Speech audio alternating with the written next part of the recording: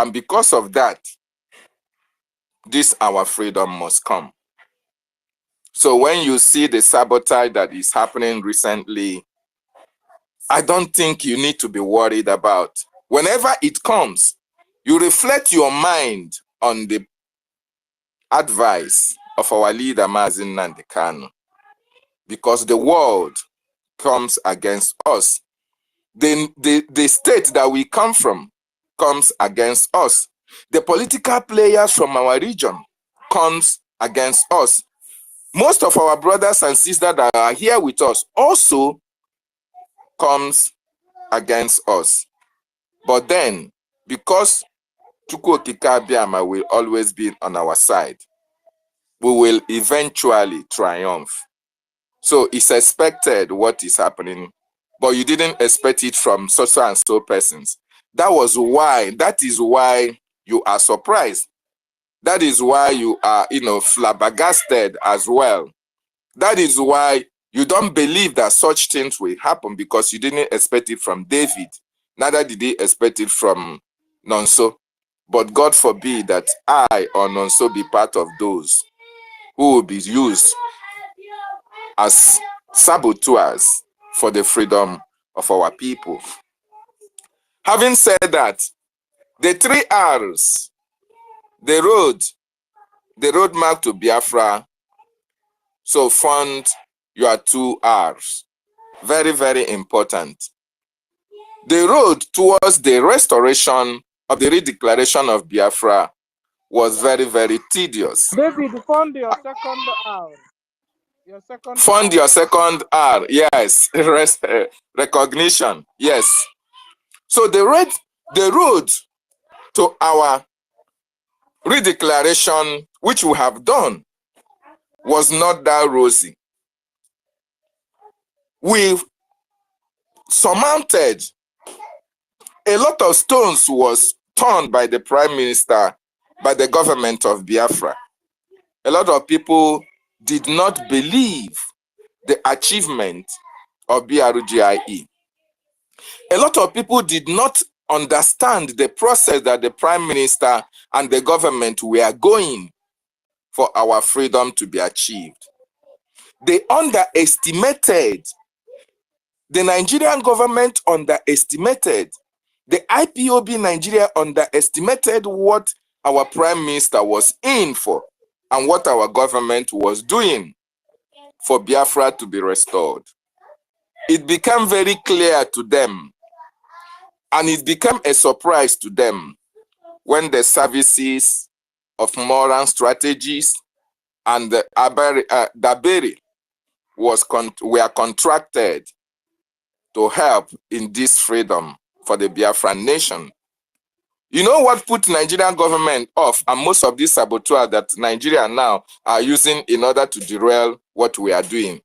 When they go to the portfolios of all these, the moral strategies and that of Aben Dabere, our attorney, Nigeria could not believe their ears that Dabere is not only representing individuals, have represented countries.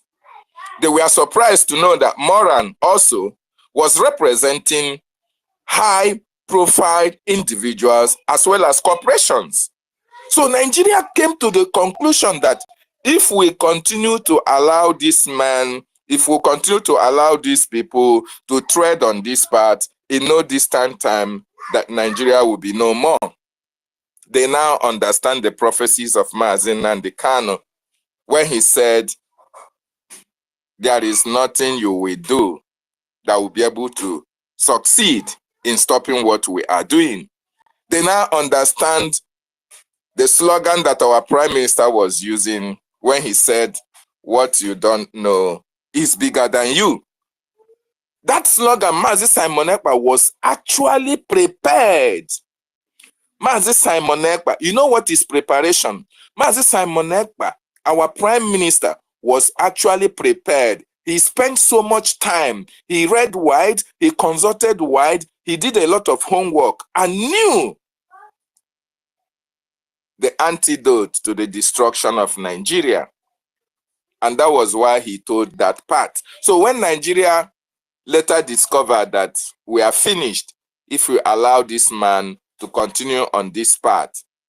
December 2nd, that after that, if this man is still very much here with us, that Nigeria will cease to exist. They now have to design or define a way in order to make sure that they put on hold, even when they know that it is practically impossible for them to stop what we are doing in total. They now devised a means of how to at least put a break to the wheel of progress of BRGIE. And that is why what happened in Finland happened. And that is why we are experiencing what we are experiencing today. So if you ask Prime Minister Mazi Simon Ekpan Joko, don't expect that Prime Minister was not aware of what was going to happen. Remember, he made a twist, I think on the 30th. That was on the 30th of October, if I am not mistaken. On the 30th of October, when he said, see you in 2 weeks' time.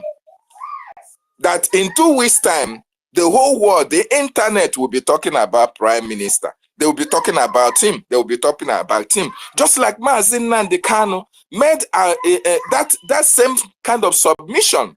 He said in the next 2 weeks, that you will understand where we are. We will understand the process we have taken. That when anything happens in the next 2 weeks, you should be very strong. You should not be wavered. You should not be weakened by the whatever you are going to see or hear. But just be strong, especially for those of you who we are choosing for Biafra to be restored. So this was actually the thing that we are playing out. And our Prime Minister and our leader knew actually that such things were going to happen. But they were banking on you.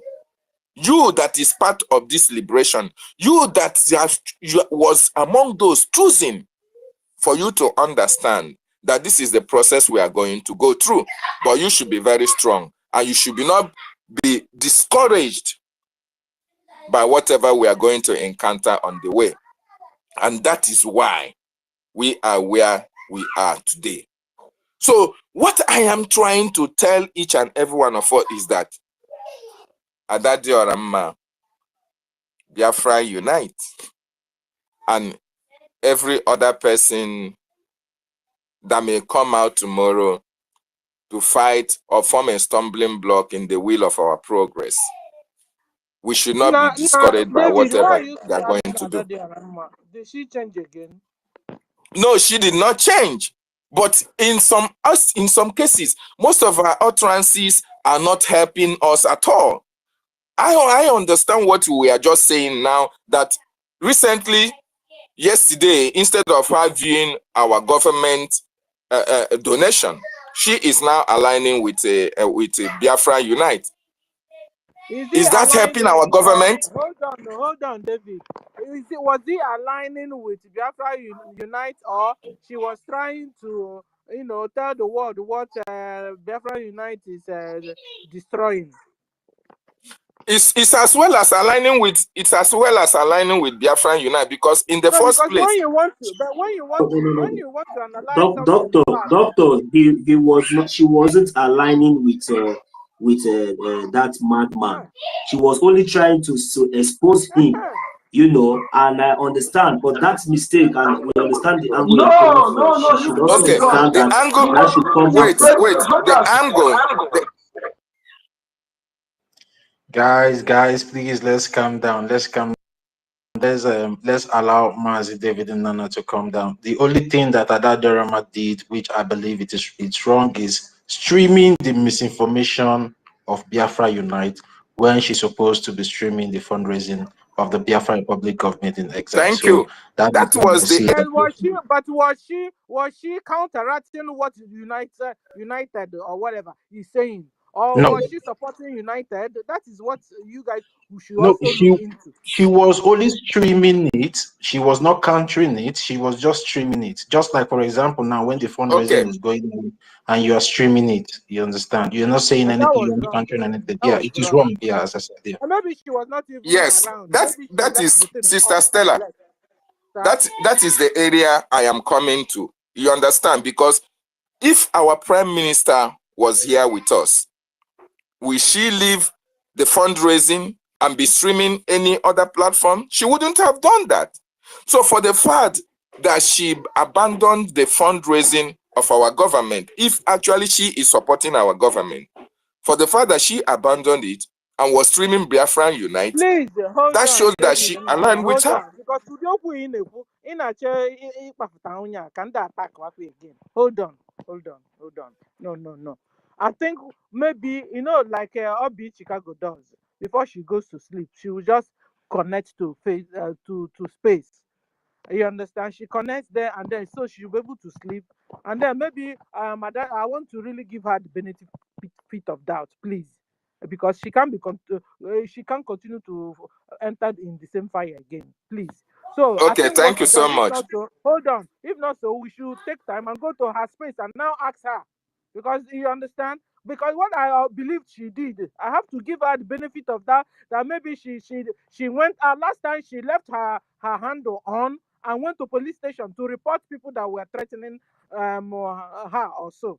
So maybe she just left maybe to do a little shopping, because you see, holding a program is not easy. You abandon everything, abandon the children, abandon the program of the family only to hold the program. Maybe she left a moment to do shopping for the family, only to come back and find out that United is creating mayhem. You understand? So please, we should always be out to help her understand. We have also found out that she doesn't understand a lot of things most of the time. We should always go to that space to help her understand a lot of things. Thank you. I stop. Go on, David. Okay, thank you so much for reminding me that. And Adadioramma, if you are listening, we love you, our sister. We welcomed you back so well.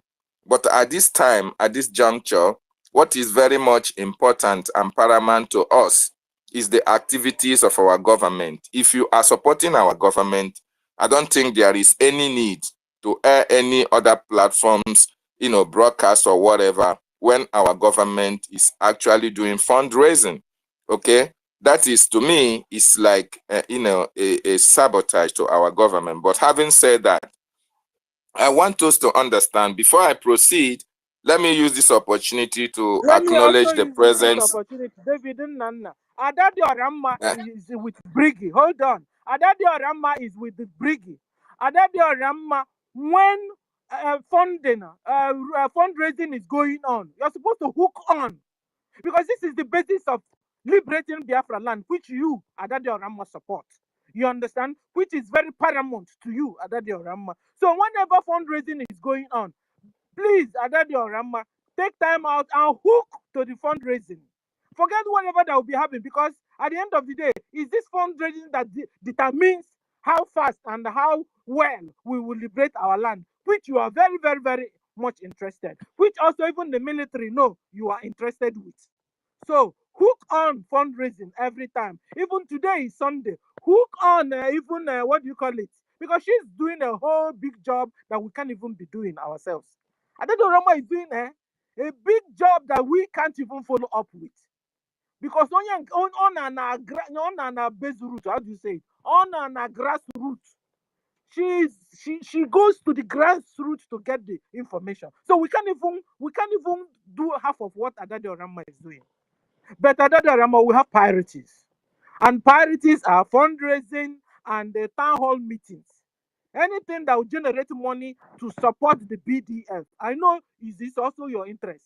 So please, that's all. But every other thing, you are doing well, and you are for BRGIE. Thank you. I'll stop here. Go on, David.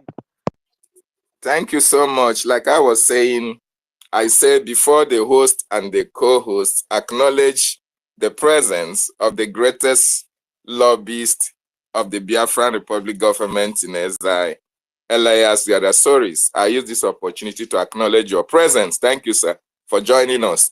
So, like I was saying,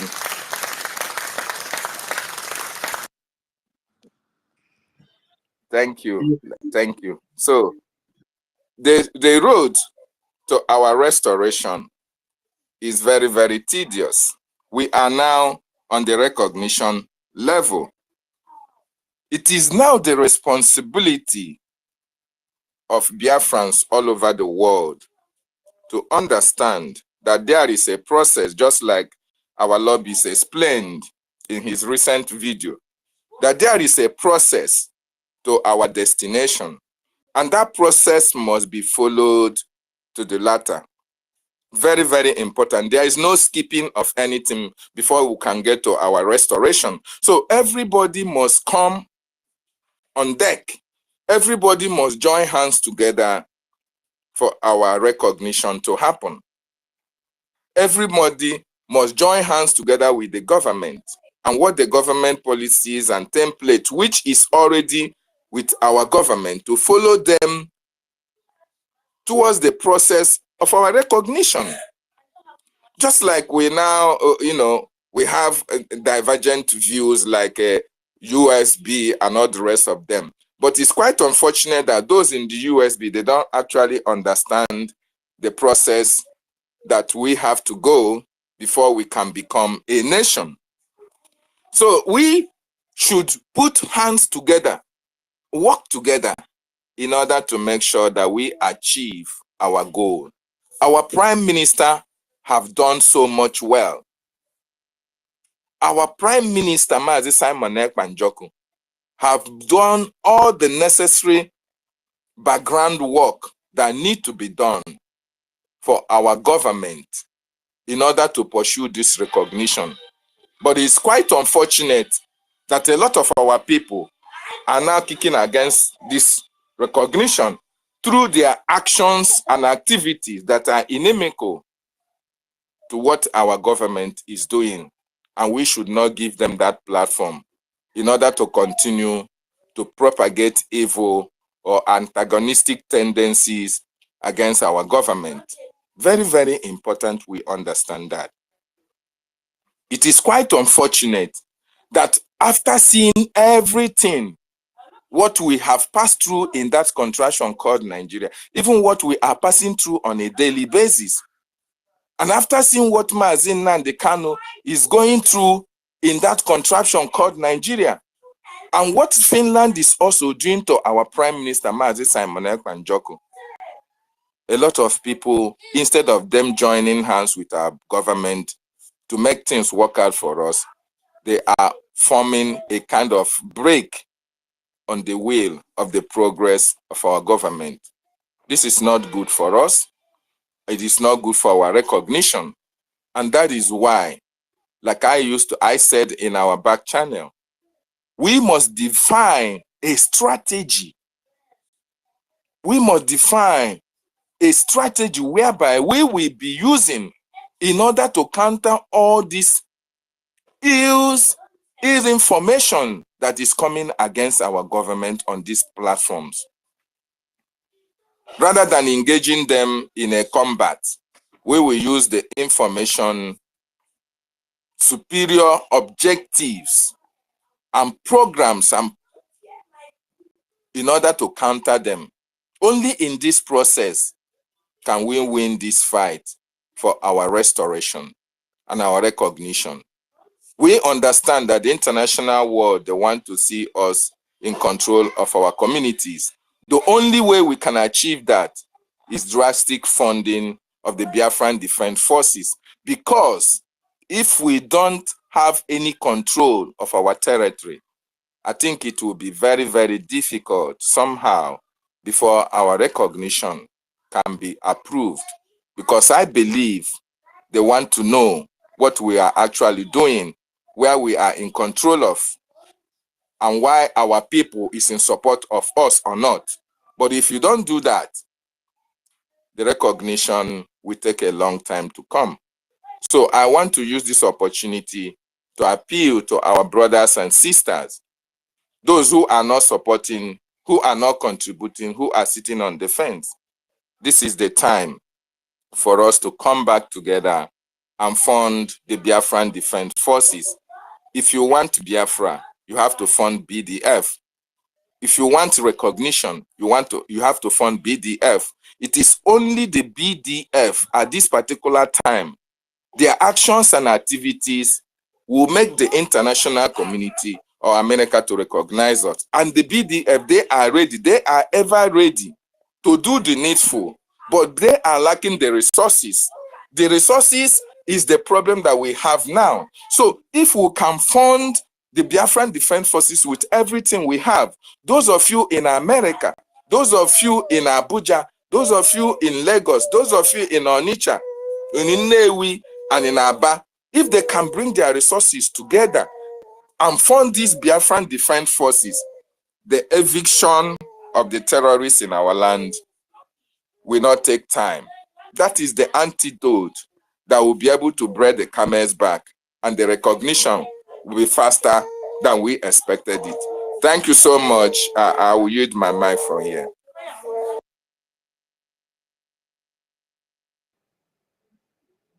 Thank you, David and Nana. And I saw Elias before, so we salute you. Welcome, welcome to the space. Sister Stella, can you hear me? Yes, I can hear you, sir.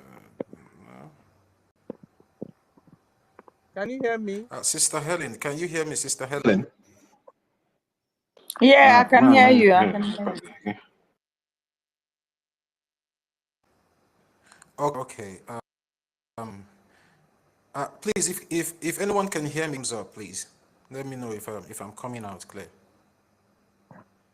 All right. Thank you very much. They're coming out. Let me recognize the presence of our own Mazi Elias Gerasolis, our lobbyist that has been fighting so hard for the Biafran people in Washington, D.C., in making sure that we get our desired recognition in the United States of America. And also, I want to appreciate you for coming out time to time, to educate the Biafran brethren, because you're part of us, and I believe at the end of the day, the title that will be given to you will be one need the number, that there's a brother outside the clan. So I believe at the end of the day, if the Biafran people can be able to come together, I believe that is the desired title that will be given to you, one need the number, because you have really shown that you love the Biafran people and you want the good for the Biafran people. So thank you for all you do. And also, if you would like to make a submission or to contribute to what we are doing here today, because this is the Biafran Republic Government in Exile space handle, so you can come up and request for the mic. You'll be given the mic to make your own submission. At this point in time, let's go to our MID BRGIE, our defense made BRGIE. Sir, are you there? Yeah, can you hear me? Can anyone hear me? Yeah, we can hear you, sir. Can you hear Is us? MID BRGIE speaking? Is it coming out? Can anyone hear him? Oh, Who is speaking, please? I'm not hearing him. Toti, can you hear me? I'm here. Totiville, can you hear me? Helen, you know what we do? I will bring down Toti and bring him back because he can't hear us. I can't hear MID BRGIE. Maybe, all right. Can anyone hear him? Sister Stella, can you say something? If anyone can. Yeah, okay. when he speaks, so we can hear MIT him. Bridge, you have the mic. Why is I fix Toti very well because he couldn't hear us, but we can hear him. Defense, you have the mic. Yeah, good afternoon. Yeah, good afternoon, everyone. I want to start the greeting from Our Lady with the. it's no longer with the lamb, but with electric. I thank you for a wonderful job that you have been doing since morning. I've been trying to join. Helen Peters, Wayne Shirike, you see Regent Fury, Dr. David Nana. Yes, everybody must support you. Mazi, that should be in code the number. I can see Afam, all our Mazis. I can see Solomon O. Yes, I can see Simon Ekpa and Simon Ekpa, His Excellency. I can see our greatest lobbyist, we still need to educate many Biafrans on the meaning of lobbyists. That one I will do it. Don't worry. Don't worry, Mazi Elias. You're a big brother. And at the same time, I greet the Queen.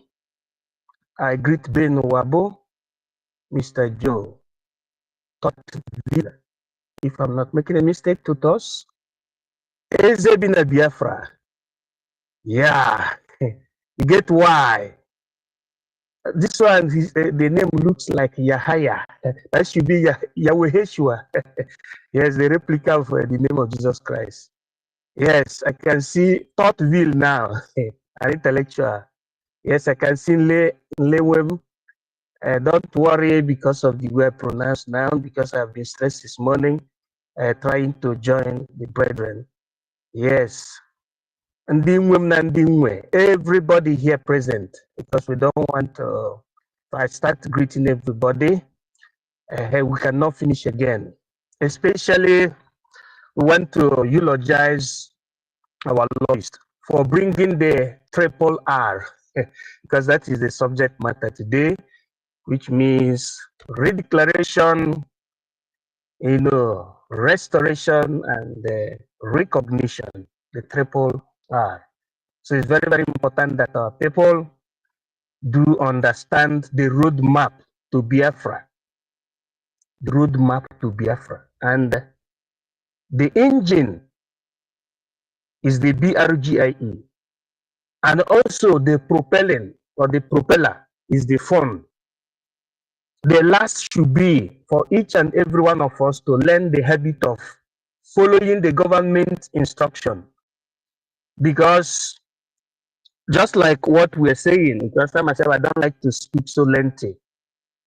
While we are engaging in fundraising yesterday, Biafra Unite went online. And somebody who's supposed not to stream that particular thing was streaming it. That is practically to tell you that the doer still need to understand they need to follow government, to work in unison. To work in unison, that's what we call unity of purpose. Not everybody that's supposed to be giving command. Just like the other time, while all of us were waiting for the government to know whether we will go to protest now or next hour, tomorrow, next month, they jumped out. No, it shows disorderliness. Not that they have bad motive, but our people should understand how to follow the government. Since the creation of BRGIE, we became government. And hence, we have a parliament in the sense of the BRGIE cabinet. Okay, Biafra Republic government in exile cabinet. All of us have to wait for the cabinet members or for the government to show us the way. That marks that we are now matured to govern ourselves. Not when government says stop, another person will come out from another angle and be saying, no, maybe the government is not doing anything. That is very, very wrong. And the worst aspect of it is that the people who start spreading these things are not even in BRGIE. They are not in the government. So our people should learn how not to be emotional, but how to follow the government. That is what I'm trying to say. When you follow the government very closely, you know that there is no need of people being agitated. Let's take, for example, what did our brother who has been trying so hard, to spread the message of redemption. What made him to be infuriated is what was alleged to have happened between the month of February 2025 and now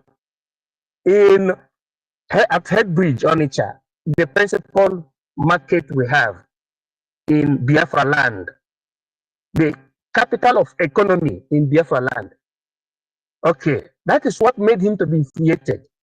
What happened? The story, according to him and according to the news, says that the NAFDAC is a body that administrates what we call the food and drugs in Nigeria, went and sealed over 5,000 shops belonging to Biafrans who are indulged into manufacturing and the sale of medicine and food in Biafra land.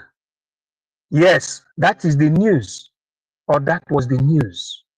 But Biafra Unite, as I was listening to his news, he should have understood that it was not BRGIE that went and sealed that place, or that the place was sealed due to the Biafran activity. No, it was a deliberate plan by the Janjaweed to frustrate Igbo or Biafrans, which has been from time immemorial.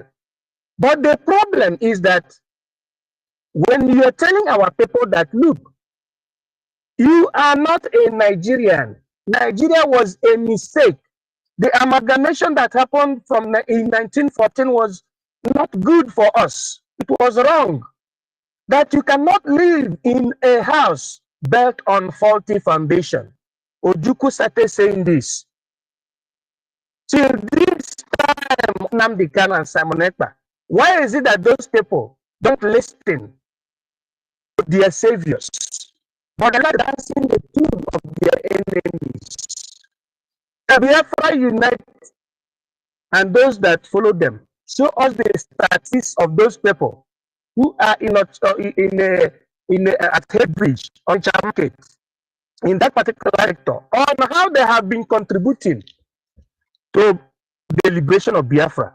Can he show us the statistics of how much they have been contributing under BRGIE?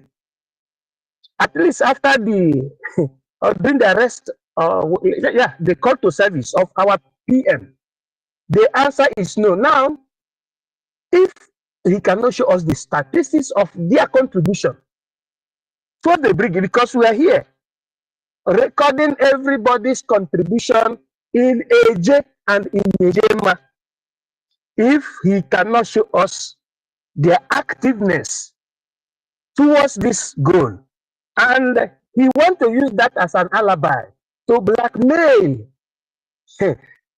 the BRGIE, it means that he's still learning. He should have vetted that anger against the zoo. Okay, not against BRGIE. And instead of vetting the anger, what he would have done is this. He will tell them, look, you that are still believing in one Nigeria, know you that you are a target. Know a way to Nicodemously donate that money, that 700,000 you donated, that is totaling or tantamounting to trillions of AJ. You would have Nicodemously directed it to BRGIE through Ogechukwu Nkere. That is what he's supposed to have done. Not coming to antagonize what BRGIE is doing, especially at the time of fundraising. As in fact, at times, I pity for dislikes that have been showing tenacity since when I knew that voice. But when the time of trial comes like this, you know that some men who speak don't actually reason. You should not come at the time we are streaming, fundraising, to come and bring distraction. It was not BRGIE that said they should go and arrest them. It is them that believe in the zoo. They are receiving the thing. I'm not saying I'm happy, but I'm trying to tell you, if you believe in one Nigeria will play over you. They will rubbish you just like the other one that is kneeling down like monkey. What do you call him? Cubana chief priest. Didn't you see him kneeling down like monkey everywhere? Kneeling down to his enemies. Instead of running to your enemies, run away from your enemies, come to your brother, come to the government of your brothers, to your government. Very simple, what you call simplicity. That's what I wanted to clarify. And may God bless us in nomine Pater, Filius, et Spiritus Sancti. I yield my mic. Thank you. Thank you, sir. MID, I salute you. Please, did you see Coach is here. Oh, Please, Stella, can you give me like 1 second? Let me say something. okay, go on. All right, thank you very much. First of all, I want to express our profound greeting to our Elias Gerasulis. And sir, it will do us very well if you can come to the mic and just greet Biafrans. And I want to say we love you. And before that, I will do a short song in a Biafra language to you on this very space. And it goes like this. I want to return Elias do. Elias do. I want to return Elias do. Elias do. Elias Gerasulis do. Elias do. I want to return Elias do. Elias do. Biafran stand Elias do. Elias do. Biafran stand Elias do. Elias do. Elias Gerasulis do. Elias do. I want to return Elias do. Elias do. Irondu Wobrukawane. Elias do. I want to return Elias do. Elias do. Thank you very much. The song means we are saying Elias, thank you. Thank you very much. Dear friends are saying Elias, thank you for the great work you are doing for us. We are saying Elias, thank you, and thank you. Thank you very much. I hear the mic here. Thank you, Rage, and I hope what Mazi Elias taught us that you everybody is understanding it. Oh. So if you say you love Elias, do what Elias is telling us to do. He said we must educate ourselves this time.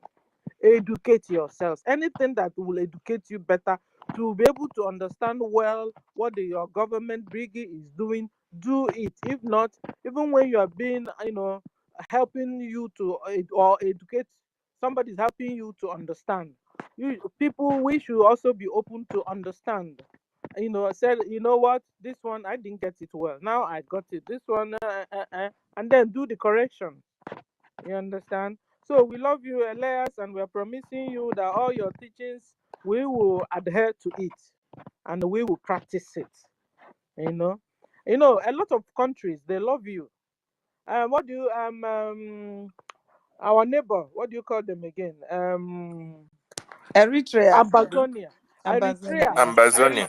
Yeah, Eritrea love you. Amazonia love you. Even Ethiopian land love you. Eh? How come we are now some people are now saying that excuse them, we know you and we love you. They are sabos among us. In fact, guys, we will really bring us time next time to treat on surviving the sabos. You know the way they did surviving the R. Kelly.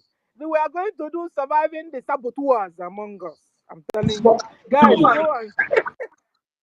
go and go and do some research, and then anytime we have time, we do it. Surviving the sabos or the saboteurs, because you see, the saboteurs they think they can, they can deter us or make us afraid or make us to backslide or whatever. But you see, they refuse to understand that this is a matter of death and life. If we don't free ourselves, they will kill us all. And so on that, they should stop the imaginations of war. They don't believe we will run away. We're not going anywhere. We are not. God gave us that land, and that land we must stay in. Our forefathers have fought your forefathers, and our forefathers defeated your forefathers, and that's why they are still we are still there till today. And so don't think you just come from nowhere and now tell us, that your Ottoman Danfodio told you that this land, but you can imagine that this land belongs to you, and therefore you will take it, and then you bury the Quran in the Atlantic. Excuse you. So does it mean that your forefather Ottoman Danfodio gave you Ghana? Because Ghana have fought you, the Fulanese. They defeated you and pursued you away from their countries. Does it mean that your forefathers gave you Kenya, gave you Mali, gave you Chad, gave you everywhere? Fulani. You have become #1 world bullies. And I tell you guys, bullies, they don't have strength. Just someone courage and deal with them. And that is what we're going to do with you now, Nigeria, once and for all. And these Nigerians we see today, we shall see them no more. You know, the British, like, they're now, after colonizing us, what did they do? They now Kukuma carried us and then handed us over to the Arabs. Fulani Mujahid Arabs. They have been the people ruling Nigeria. It has never been Nigerians ruling Nigerians. One Nigerian is wake up and smell this hot coffee. It has been Arabs ruling you. The only thing that you Arabs, they have different colors. They have dark colored Arabs, fair color Arab, and white Arabs. But they're all Arabs, and they all have one agenda: to Islamize everybody. And that's why they are creating problem in Europe, in Australia, in America, and the Europeans and the Australia, the international world have become confused of whom their enemies are. Your enemies are not Africans. Europe, America, Australia. Your enemies are not Africans. Your real enemy, your bloody enemies are the Arabs. They've been hiding. Get it right. They have been hiding. All those people you're seeing creating mayhem in Europe, invading your countries, invading your communities, they are Arabs, not Africans. When you see them dark, they have genetically intermixed, breed with Africans and fair Arabs. Now they now have this model of dark Arabs, but they are Arabs. Don't mistake it. Now the problem now is that these dark Arabs, chocolate Arabs, and fair Arabs are invading the Europe, America. And the Europeans are not saying it's Africa. No, listen, Africans only want to be free, and that's all. We just want to go home and experience freedom for once in our lives. Your real enemy are the Arabs. Those guys are the real bloody monsters. They have been hiding. But you see, Britain grew them, reared them.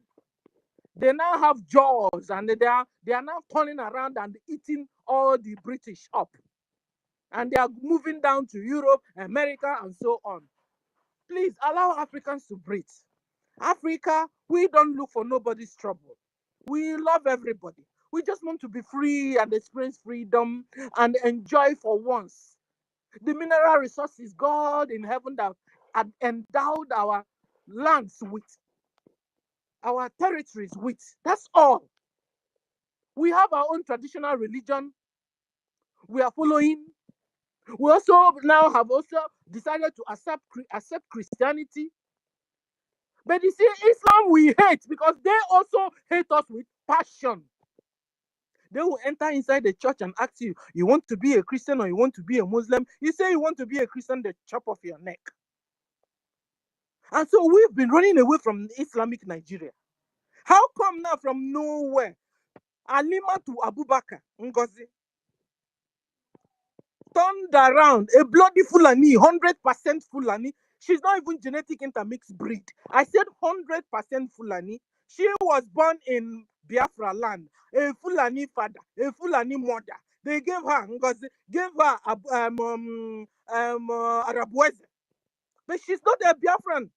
She speaks Igbo even better than me. And now she's telling you, you know what? I'm going to give you Islamic Biafra. How can we be running away from Islamic Nigeria only to enter into the hands of Islamic Biafra? Excuse you, NGOZI. You are a bloody saboteurs. Guys, organize yourselves. One of these days, we are going to do this program, Surviving the Sabos or Surviving the Saboteurs. Thank you. Let me stop here because our APM is also here. Oh, hey, sir, we salute you, sir. You're welcome, sir. Tortio, are you there? You have the mic. Please welcome our APM. Thank you. Our Helen, can somebody hear me? Yes, we can hear you, Sister Stella. Yeah, Yeah, thank you. Guys, let's welcome our APM. Our APM has taken out his time to grace our space today, and it's a very big blessing for him to be coming around there, you know, to update us on the daily achievement of the Biafran Republic government in exile. And we also want to appreciate all your efforts and your work, sir, for everything that you have been doing for the Biafran people. We say thank you, sir, and the good Lord will continue to strengthen and to bless you, and also to encourage you with more wisdom, knowledge, and understanding in achieving Biafra at the end of the day. So, sir, you can have the mic now. Thank you very much. I think I have a few minutes to spend here with us. Thanks to the host and all the media personnel here.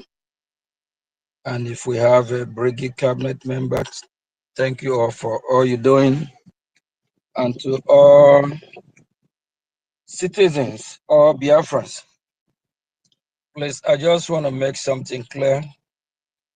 I don't know if anyone here actually have the opportunity to be in the fundraising yesterday. I made it clear that it's time for us to do the talking and walking at the same time. We can't talk, no action. We have to learn how to do the walking. There is a time our leader Mazi Nnamdi Kanu said he's tired of preaching. He's tired of what? Talking. Action time. This is action time.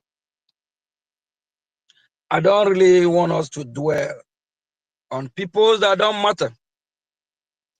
Like some mentioned, Biafra Unite here. As he stand now, we don't recognize him because I believe he's not working for us.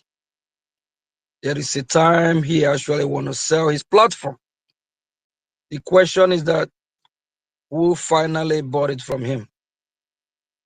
It's not working for our interest. Either you're with the Biafran people or you're not. Please, let's focus. And for whoever align himself with the Biafran government, anytime we have occasion, anytime we have something going on,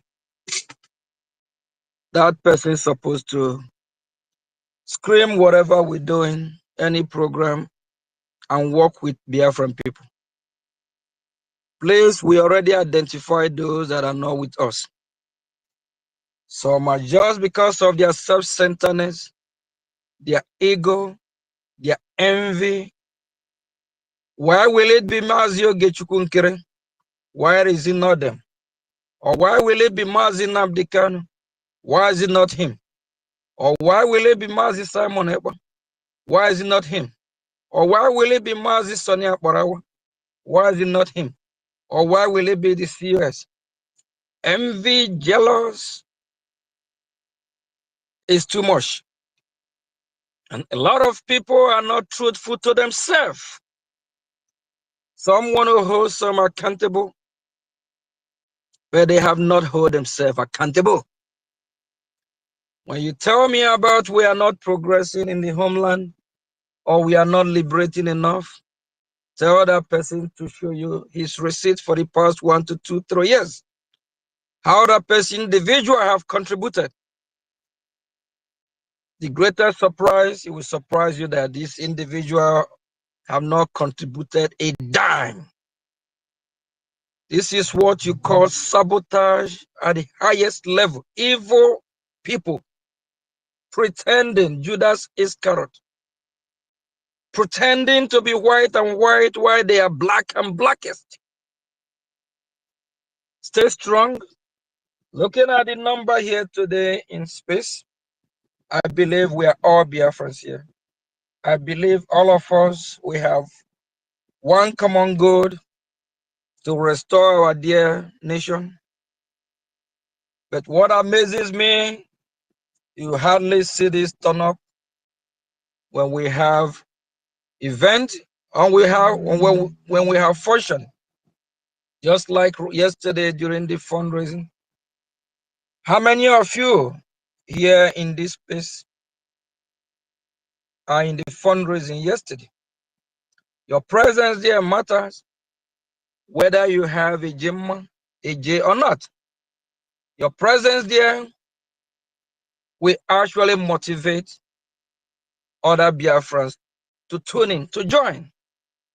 We have to stop this hypocrite lifestyle. We have to be honest to ourselves. But as long as we live, as long as I live, Biafra must not retreat or surrender. It will never happen. It will never happen. Can never happen. No man or woman born of a woman will chase us out of our land. It can never happen. After over 50 years of the genocidal war against the Nigerian state, terrorist country, here we are again, fighting to still free ourselves from Nigeria.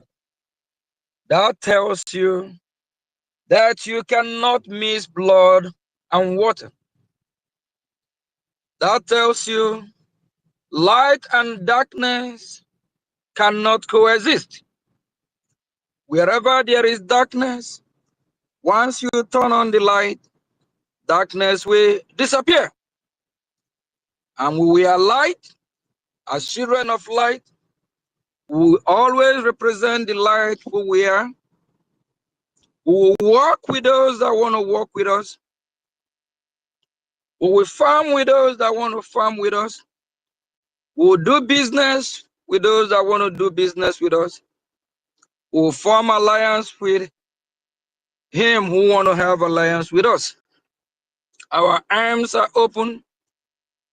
We are not terrorists. We are not evil people. We are light. And we are light to the world. It's high time that the world will know that Biafrans are light. And if you're a Biafran, you're sabotaging what we are doing, you represent that darkness. That means be prepared that one day the light of Biafra will chase you out of Biafra land. Mark my word. One day, all the evil, dark people, darkness people, they will be chased out of our land. They can go wherever they want to go, coexist with their darkness. We don't care. But this sabotage have to stop. This hypocrisy must stop. Be genuine in heart. Do what is right. What is right now is to liberate your land. What is right now is to find your freedom. Freedom is not given. Freedom is taken. If you fold your hands, waiting for the United States of America to hand over your freedom to you in a platter of gold, you must be the most stupid person on earth then. We will fight for our freedom. They can only recognize us. They can only support us spiritually, morally, or otherwise. But if you are there waiting, thinking that US will come and hand over our freedom to us, wake up from your sleep. And if you dare thinking our freedom will come from Russia or the Great Britain, remember the Russians and the Great Britain, they kill Biafrans in millions. Russians and Ukraine bomb Biafrans. The bombers, and do you think that we turn around now to support what we are doing? They will only do whatever for their own interest. It's always going to be about them first. So my fellow Biafrans, it's high time you buckle up your seat belt.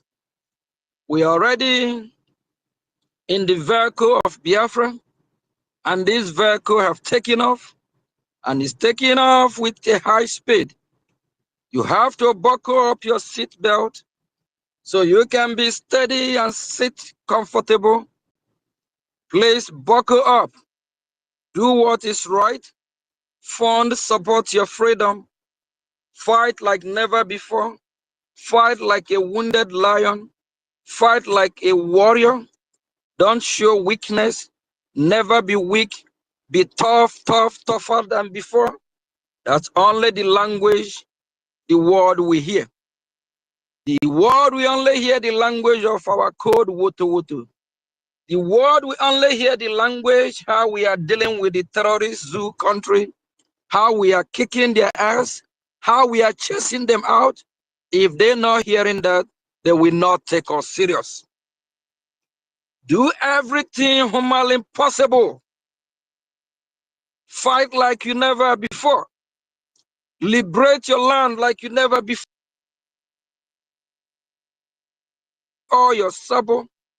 Hit them hard. Give them what they want. Deal with them like the US deal with the Houthis. Deal with them. Kick them. If you don't do that, the language, if you don't speak the language the world like to listen or hear, we will be there forever fighting for our freedom. Go harder. I'll give you an example of NATO. If you want to be part of NATO, any country that want to join NATO, NATO will scream that country, vet that country, make sure that that country is tough. Make sure that that country can be a support to NATO. NATO don't invite any weak country to be part of NATO. NATO will make sure that any member of NATO is a strong country that can fight, country that have what it takes. And for the world to come and support us, they want to make sure we are tough. They want to make sure we can fight. They want to make sure we can defend our land.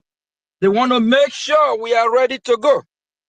If we show weakness, if we are not tough, if we can't fight, if we can't defend our land, we will turn to people of mockery and they will laugh at us. They will look at us and say, these people are not ready yet. And if we keep complaining, whining, how they are killing us, how they have destroyed us, we are hurting ourselves. We are doing ourselves no good. Forget about the propaganda in the media. Forget about this so-called that they are fighting for Biafrans with their platforms. Some use it as content creating, making money for themselves. At the end of the day, they are not working for our interests. They don't support us. They don't fund what we are doing. They cause more damage than anything else. Ignore them. And all this returning in the name of they are falling back. If you're coming back, you have to align yourself with the Biafran people, the Biafran government. You have to fall back and follow the rule and order. If you're not doing that, you're just nothing than a sabotage. Please, let's buy this time, this opportunity time carefully. Let's wash our back, wash our surrounding, know who we communicate with. Choose your source of information.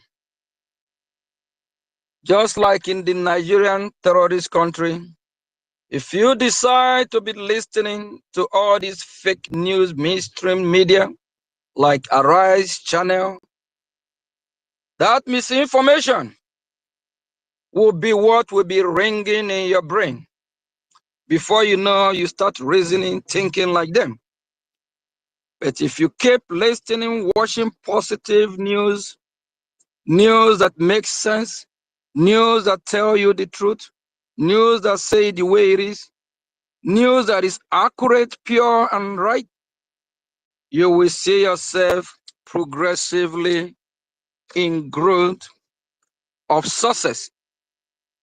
Please forget about all these so-called media that are fighting, that in the name they are fighting for Biafra, but by their works and deeds, they are actually sabotaging what we are doing. Today they will tell you something else. Tomorrow they will tell you something else. Unstable group of human beings. All they just want to do, have viewers, make money from us in the name of they are fighting for Biafrans. Please disease yourself from these people. Please don't associate yourself with them. Thank you. And please put your energy where you will be happy that you did. Leave all this negativity, all these people that are there to cajole us, that never wish us well, pretending that they are fighting for Biafra. These are people that at the time they choose to sell their platform. And at the end of the day, why are they back? So that tells you their aim and objective right from day one is about money. It's about creating content.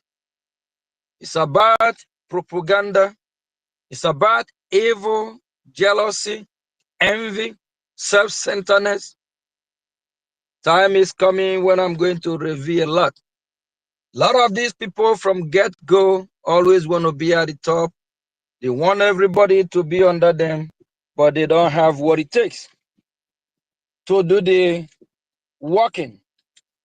Then if you don't have what it takes to do the working, just contribute as much as you can. But some of these people don't even contribute a dime. Please don't be deceived. Steadfastness, be resolute, and believe in what you believe. That one day, Biafra land will totally be liberated. And if you want one of those that are not supporting, please stop deceiving yourself. Kindly support your freedom. Your freedom will not be handed over to you in a platter of gold. Your freedom is not given, it's taken. You take your freedom.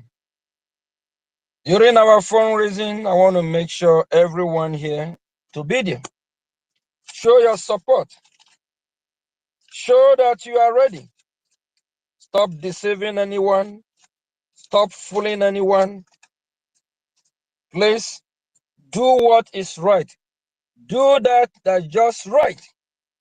We talk, we complain every time about how much territory we have liberated, but little do people know we have liberated a lot of territory.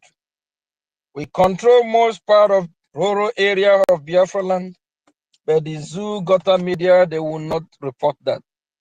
Please, with your contribution, we can go faster. We can get to our destination as fast, as quick as possible. But if you are not contributing, you are not supporting spiritually, physically, morally, but I believe every of us here have the capability and capacity to support financially in our own way. Whatever you can support with, whether it's 1 AJ, 2 AJ, is needed. Fighting war costs money. Russia and Ukraine, if they tell you how many millions they spend every day, if Israel tell you how many millions they spend every day in fighting war, if India and Pakistan let you know how much they spend every day, even the Houthis, the Iranians, the Hezbollah from Lebanon, everywhere there is a war going on one way or the other way, it costs money to fight a war. It costs money. And those that are coming with accountability, both those within us and outside our bubble, ask these individuals, how much have they contributed? It will shock you that they are not doing enough. Please, fellow Biafrans, do what is right. I will see you all at the US Town Hall meeting. Please, I encourage everyone to tune in for more updates. And let me still sound this warning again. United States of America will not come to liberate Biafra land for us.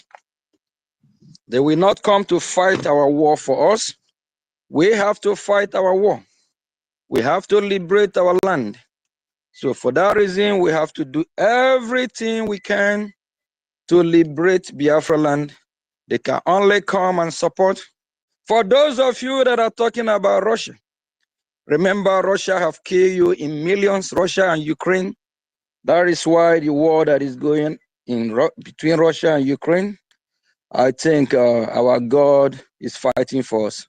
They have not come and correct their mistake. They have not come and said sorry to the Biafran people or to help the Biafran people. So why do you think they will do that now? They have their own war going on. And for my fellow Biafrans, you that is talking about Russia coming to support you, they have not finished fighting their own war.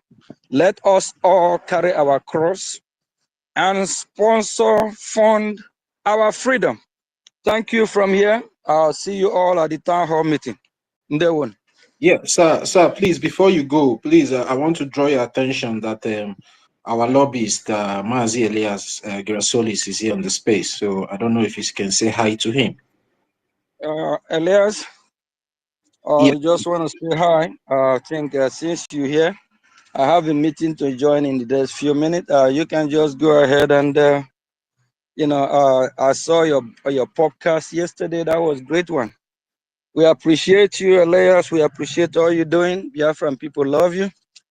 So you can go ahead and give them, one or two words of encouragement.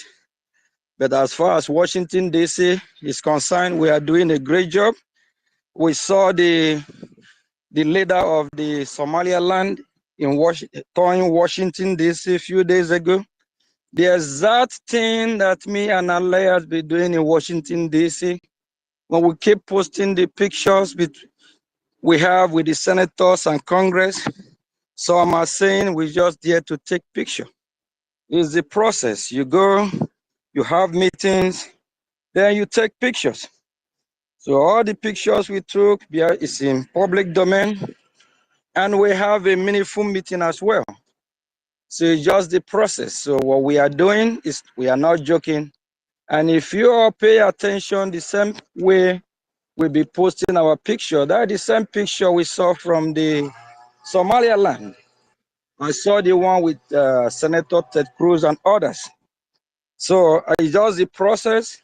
Layers from Mora Global, we are happy to have them as our lobby. They're doing a great job. So, and they, taking us to the right process of how it works. We are doing the right thing. We are in the right channel. And we have more to unveil very soon, but not everything is in public yet. So a lot is cooking.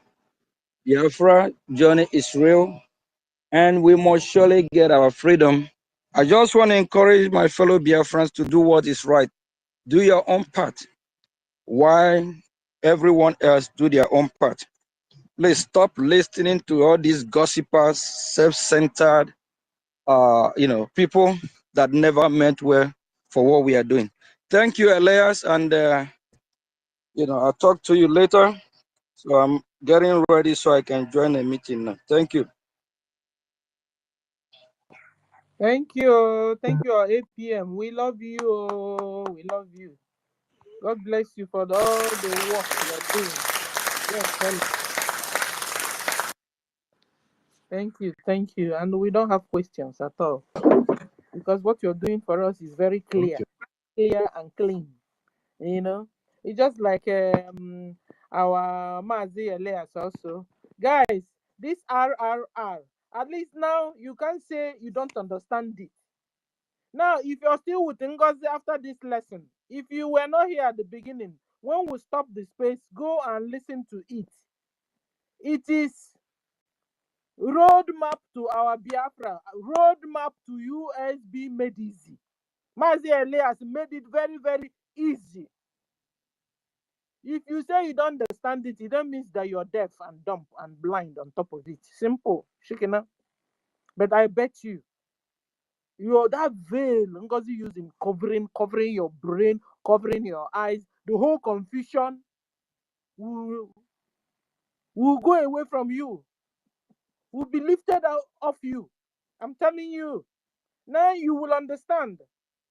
So that when you're now funding and supporting your liberation, you'll be funding it with alacrity, with your whole might.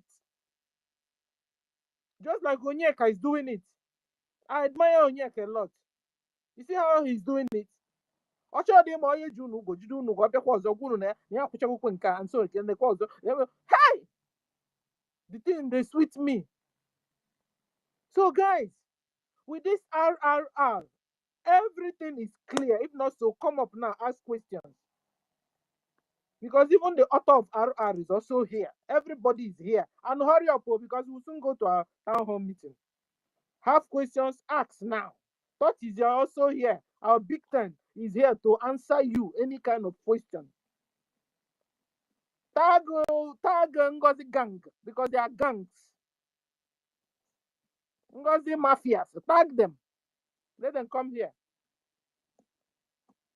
Because listen, from now onwards, ignorance is not an excuse. That you don't understand it is no more an excuse. It has been explained and explained. Mazi has made it simple. And I took you to school this morning.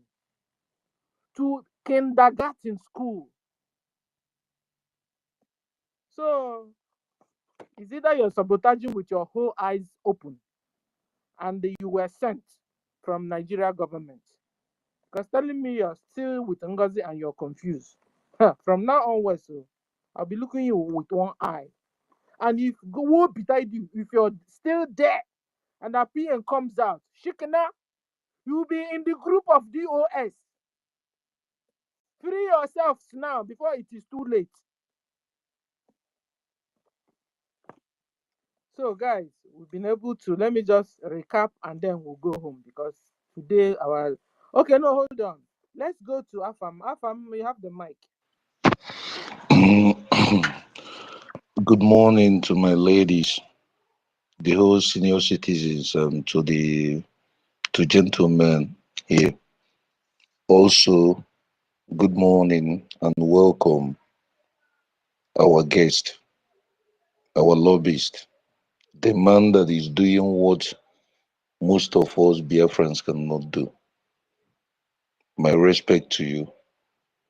Also, I might say some things that even if I'm not a politician, I don't even want to be. I might not be politically correct, but I say it the way I feel as a normal Biafran. So what I want to say here is this. Now we have two questions to ask Biafrans. Then I think we should all think about it. And this question goes to those who are still thinking whatever they are thinking. There is one important thing our APM said here, our acting prime minister.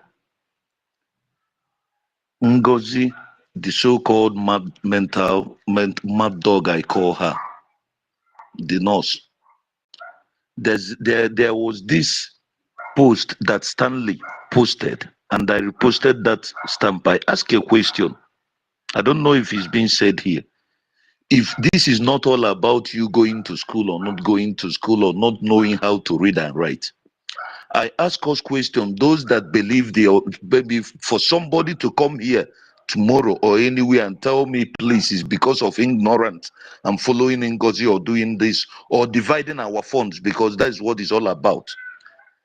Tell me that woman that is at her level, at her age, at her level, and you claim you came from a place, you are from a place called Oga, and you don't know the name of your local government.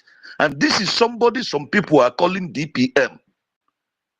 Someone who is in charge of your territory, your whatever it calls, and the person does not know the name of his or her son or his son or her daughter. and the NGOZI and the so-called whatever, because her name is not NGOZI, is telling us that Oga is in Ekusigo local government. Alimatu. Her name is Telling us that Oga is in Ekusigo local government, and still somebody that calls yourself a true Biafran, an Igbo person, you still listen to this person, and tomorrow you come and you tell me that, hey, he's ignorant. Thunder will kill you. Thunder will fire you. It's for those who is preaching for forgiveness. It's for those who are preaching for forgiveness. Elias, like what I said, please, I'm a Biafran that I have been a victim of Nigeria in many ways. I have lost soul.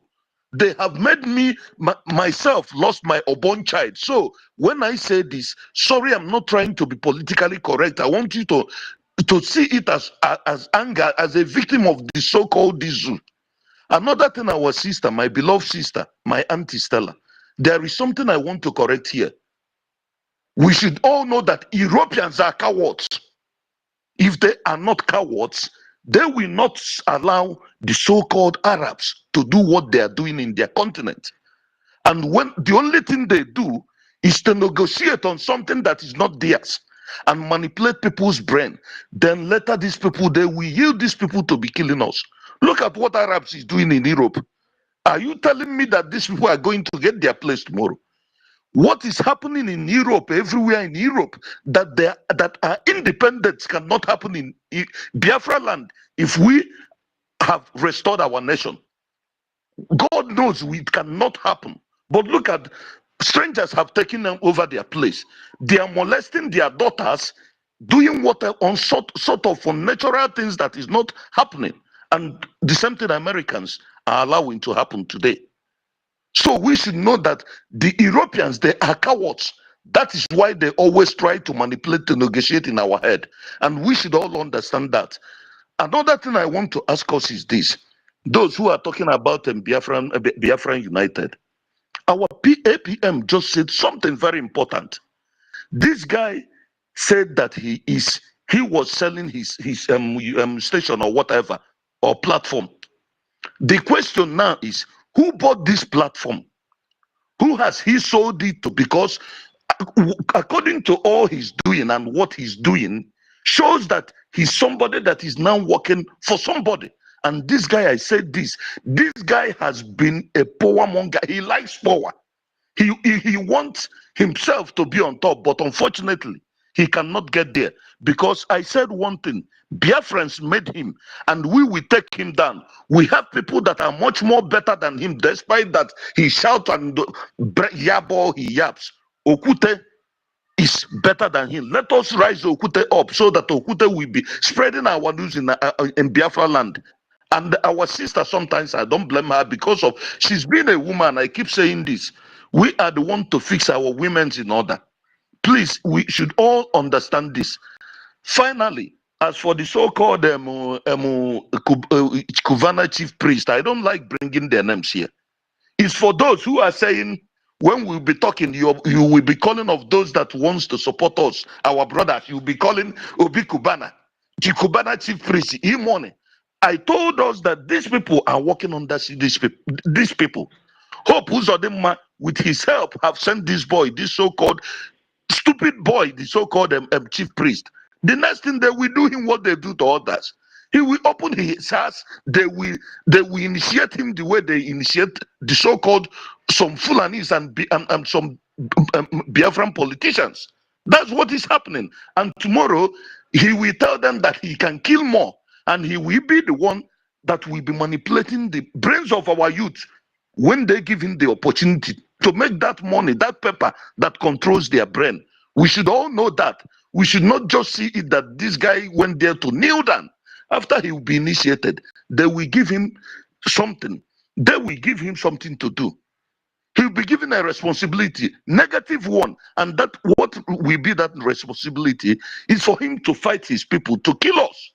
We should all know that. That's why I said we should be watching all these boys. Mazi Afam, please, 1 minute.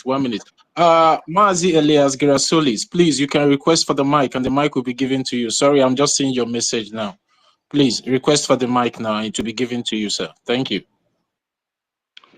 In fact, I've been waiting him to request because I don't know what to do else. You know, if you request, I will pick you up because I can't see you, sir.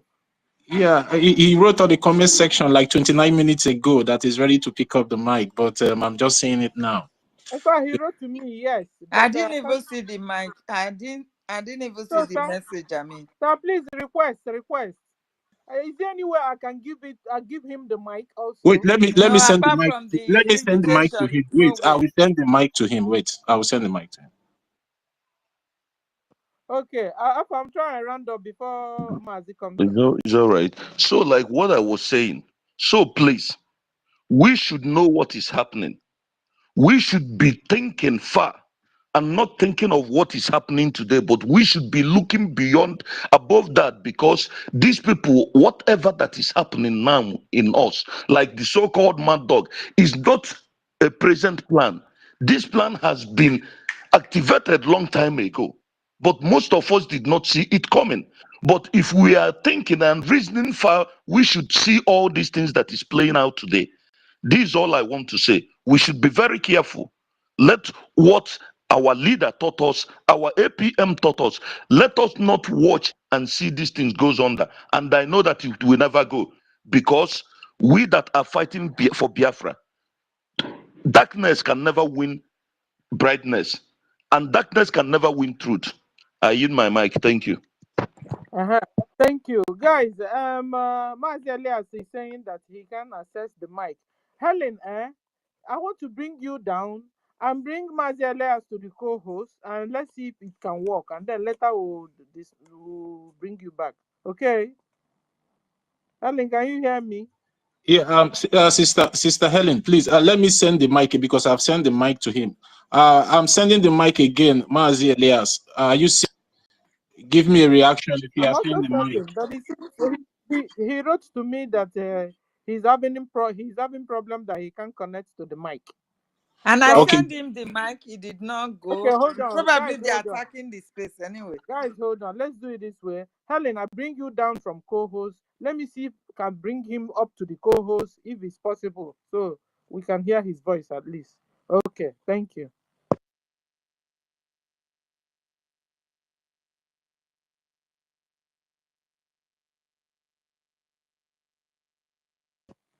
Okay, so I've sent you the co-host.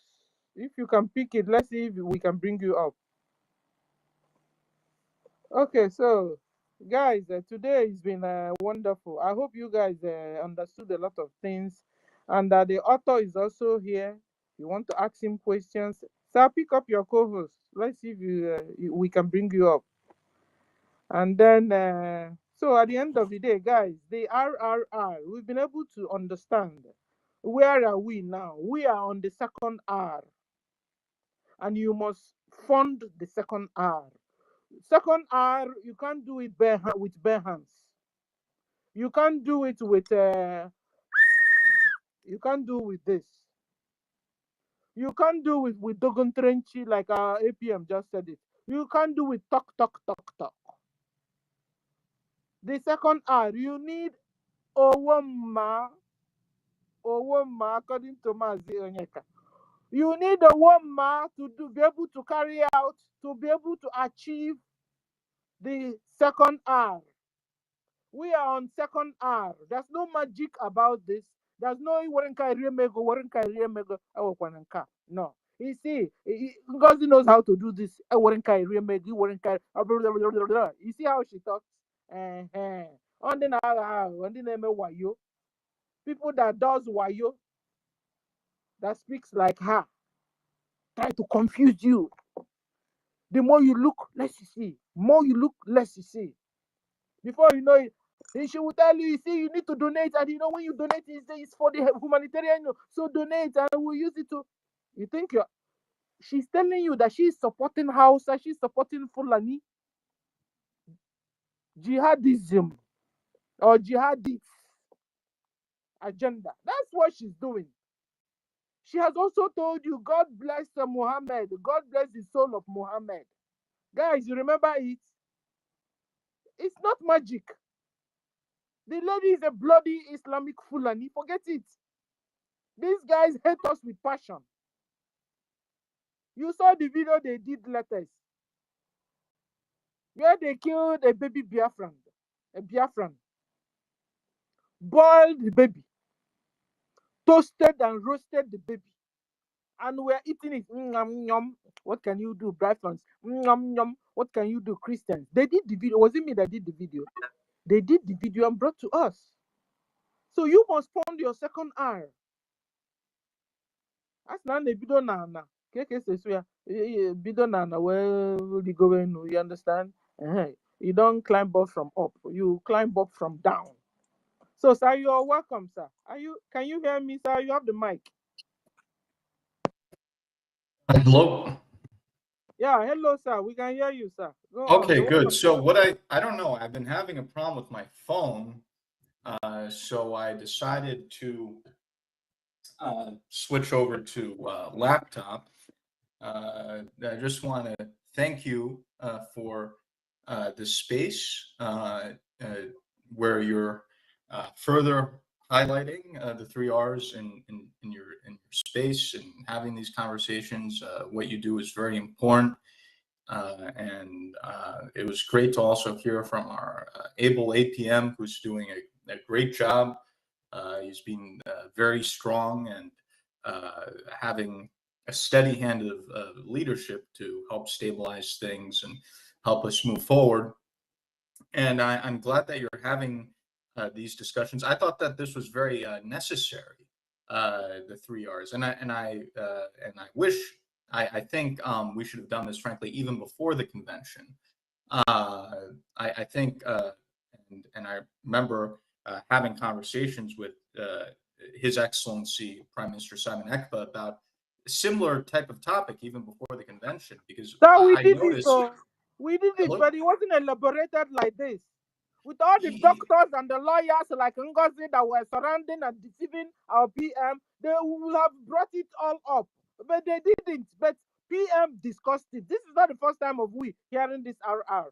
Yeah, I wanted to put it in such a way where even the most daft brain would understand what the diplomatic process is. I think part of, and again, this is something in retrospect, I think one of the strategic errors that was made is His Excellency Prime Minister Simon Ekpa and people in the government try to put so much energy into hyping and promoting the December 2nd, not necessarily realizing that some of the emotional Biafrans in our movement who are not good with reasoning would not understand what December 2nd is, or they would put, I have a lot of experience in this. I've represented different causes, different clients. And one of the issues that I've noticed, and even other clients that I've represented, is sometimes you have, let's say, the more emotional supporters, or those who cannot reason. They have their own fantasies, if you will, and then they try to put their own fantasies onto what, let's say, the movement is doing or the leader is doing, even if it's not, even if it, what the movement is saying is something that's different. They just want to put their own, whatever the idea that they have in their own mind, and interpolate that onto what, let's say, what the leader is doing, right? So I could see the danger that there were some Biafrans, and I've talked to so many people that some of those who, let's say, lack critical thinking or are very emotional, and I think in their own mind, I just got the impression that they didn't understand any of this, that they had some fantasy that after December 2nd, on December 3rd,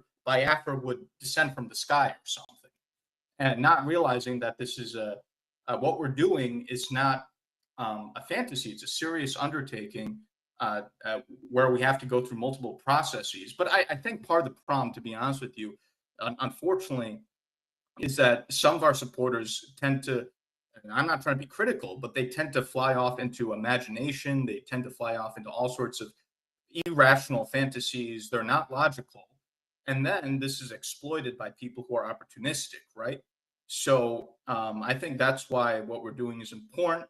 If we're going to have people who are part of what they're doing, they have to know the difference between their left foot and the right foot. They have to be able to reason. They have to know how to use logic. Unfortunately, it seems some of our Biafran friends are not able to reason, and I'm hoping that with the interactions you're doing and with the videos that I'm doing, that these people at least learn to reason at some level. Again, I'm glad that you're doing this. I'm hoping with the 3 R's that there's no excuse that even, as I said, even the most daft brain can understand what it is that I'm saying. So hopefully this will clear up these misunderstandings, and I think after this, I think there'll be no excuse for these confused people.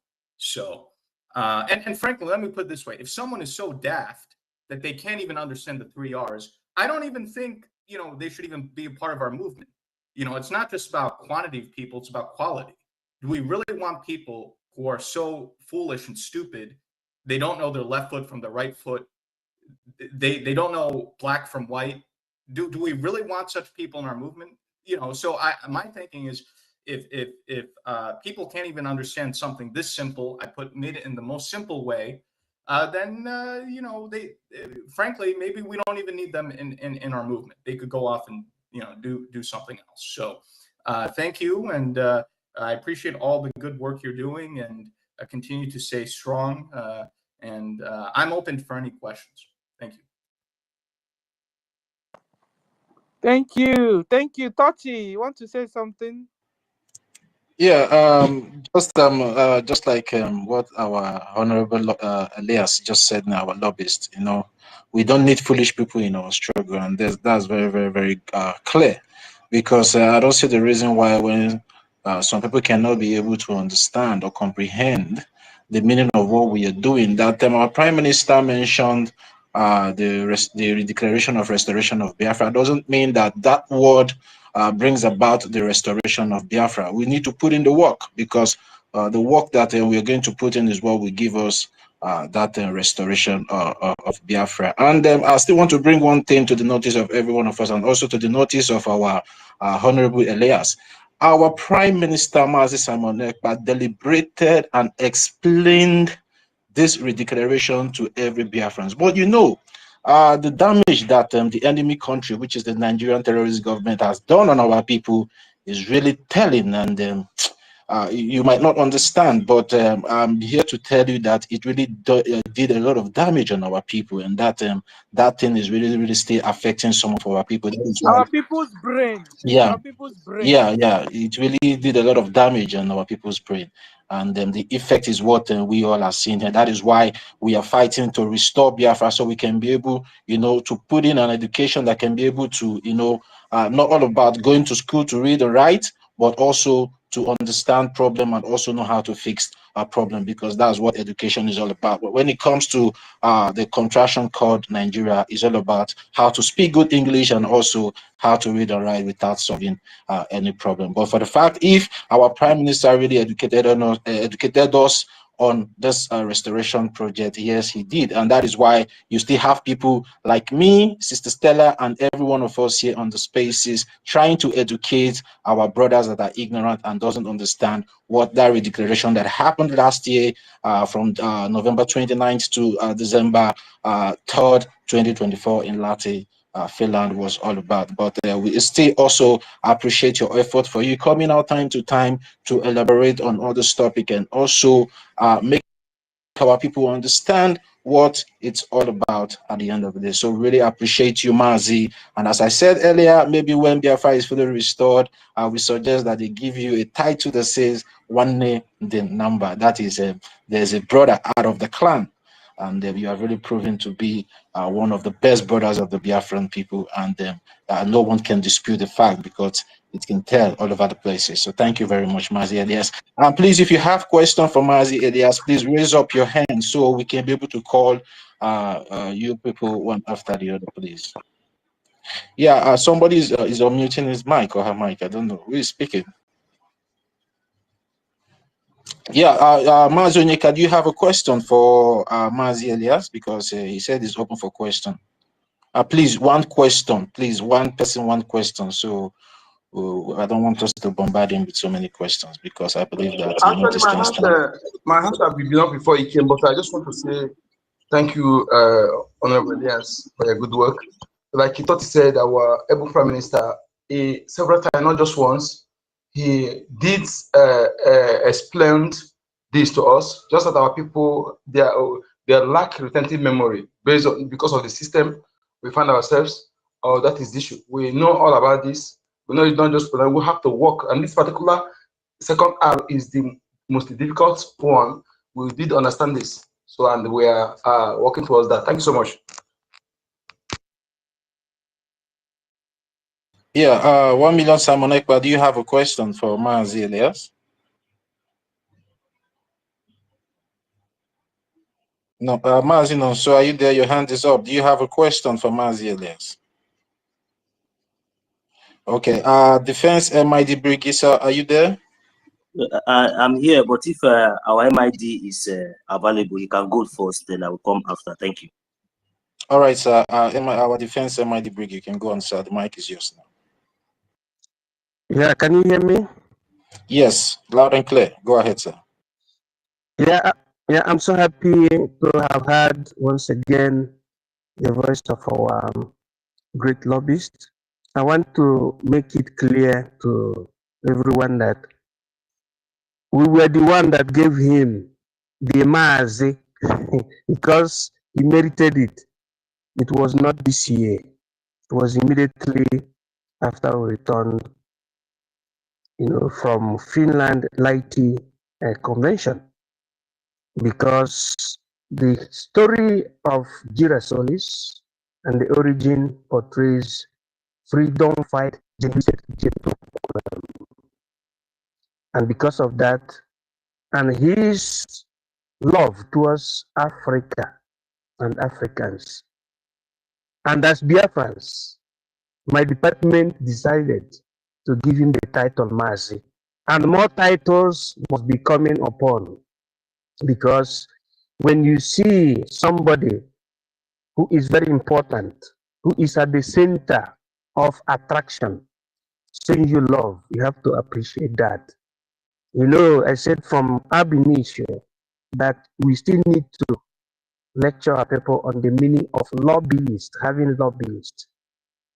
So, but it is not him that's supposed to explain it. It is we that's supposed to explain it, because we need to know that our people have suffered.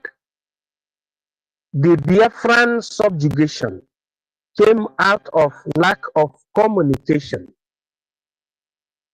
You only had Okokondem in Biafra land, but the BBC, British Broadcasting Corporation, dealt with us mercilessly, and to the extent that the world was not understanding the main causative agent of the war. And they thought that we are rebels, just as the British people labeled us rebels. They did not even let them to know that we are Christians. So having lobbyists in these arco temporalis have aided the opening of the ear of the great leaders of the world, especially starting from the White House. Then it will inaugurate to the Pentagon and to the Hexagon. So with time, we will explain to our people more on how it is important for us to go in multi-dimensional level. It is not only on what we call bellic concentration that we're supposed to occupy, but we also have to occupy on diplomatic, through the alibis, through the propelling engines. I don't want to say too much, but we appreciate the works of our brother, Girasolis. Only me know the meaning of Girasolis. And no problem. You know how I speak. I know what it means in Latin. Yes. And it reflects to the rising sun. Gira, solis. Gira means the rising. Solis means the sun. That is how it is. So that is it, brother. You are welcome. More power to you. We want you in America to tell the whole power surrounding America, even the Ku Klux Klan, KKK, the whole occultic group in America, the whole government powers that be in America, including the Regina, that Biafra must be. That is what we want from Girasolis. And I know, according to the Greek history, your parents has been at the center of liberation. That is the history of Girasolis. And we appreciate you for that. Lastly, our brother Afam said something, and our attention is there. Our attention is focused on those that have chosen to be saboteurs. We have seen them kneeling down. That is to tell you that that person who knelt down before the caliphate is ready to do anything to destroy their people.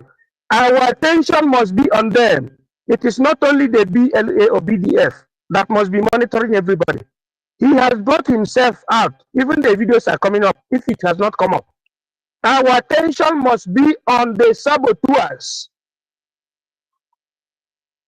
because these people are hell-bent. They thought they are defending their businesses in their damnable Lagos.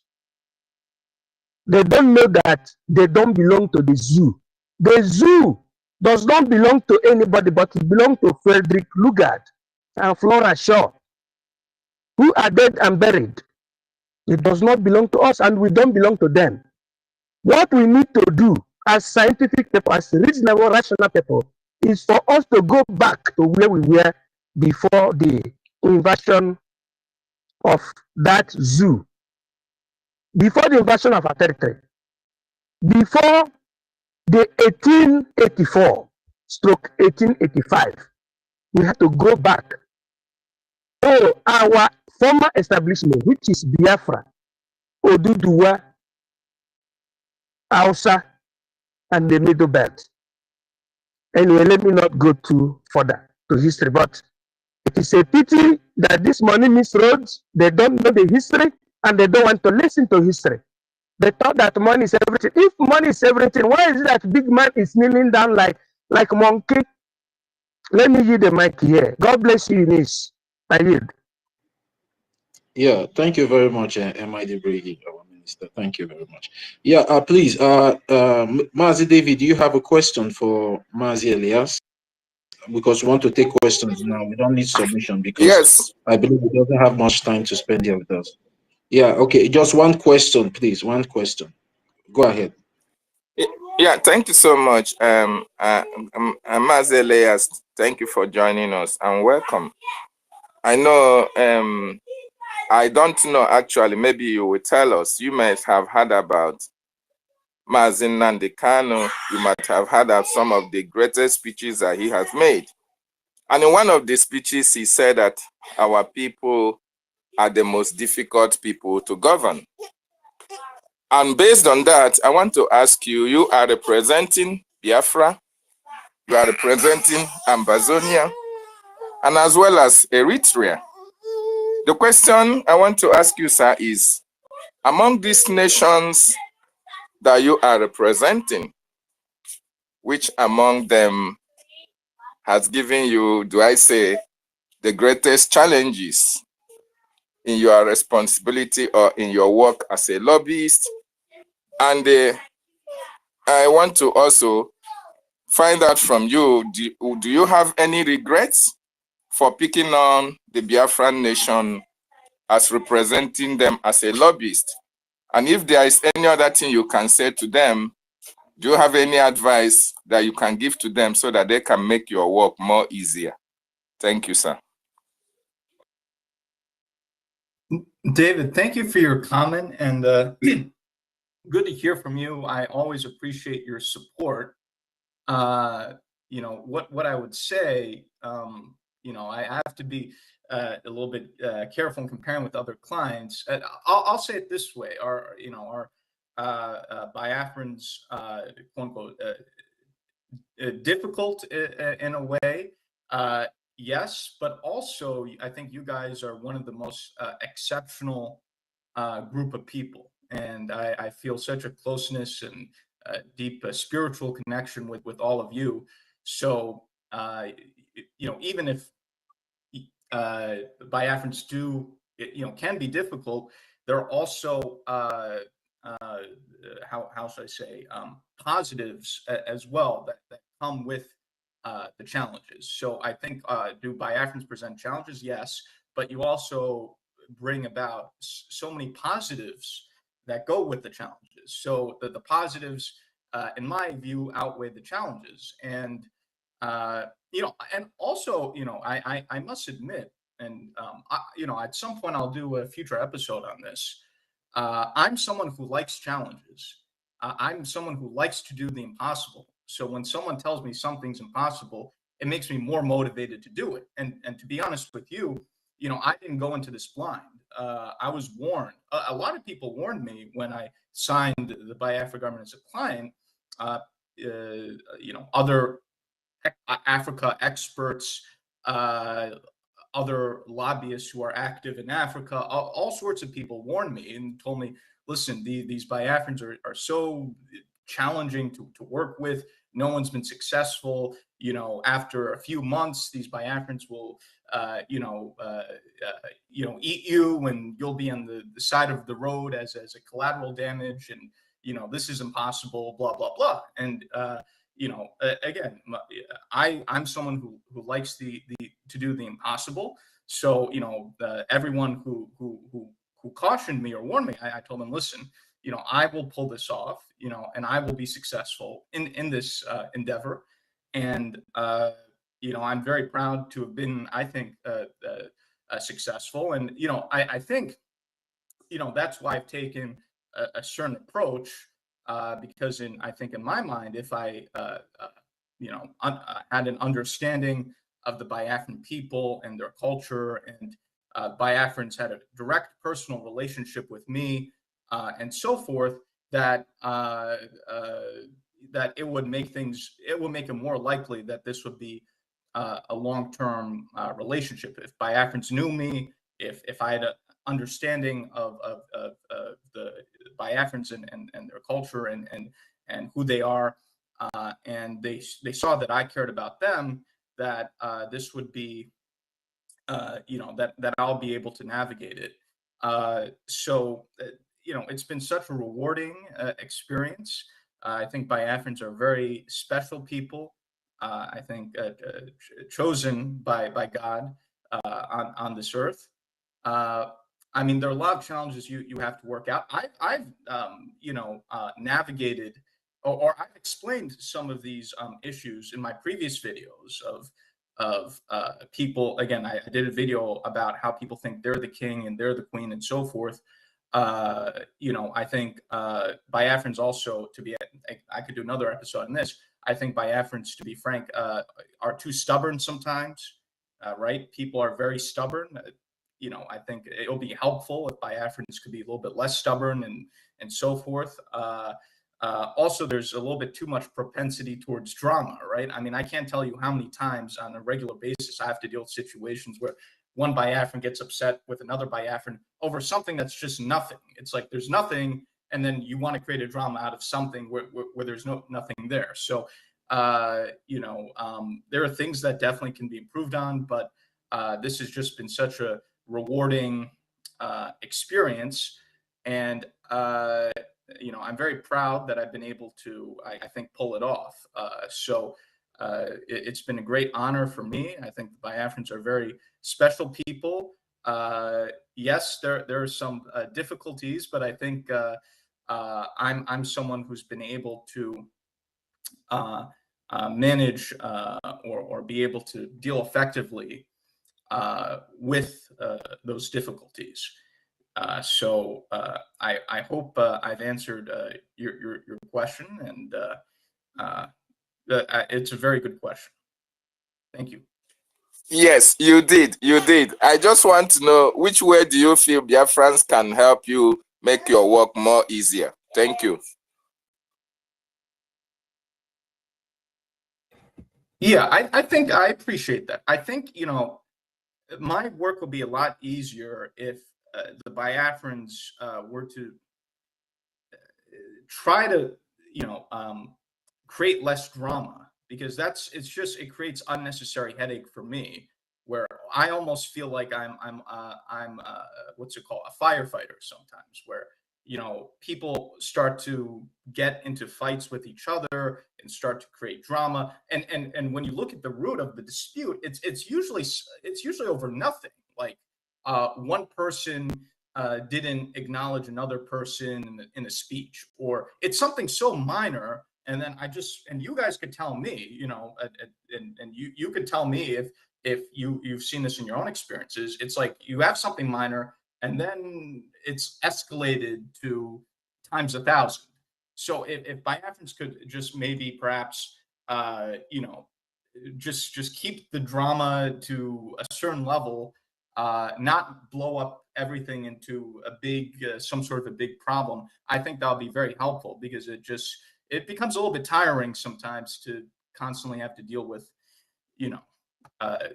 this person's not happy with this person, who's not happy with the other person. And when you talk to everyone, you find out how nonsensical the dispute is.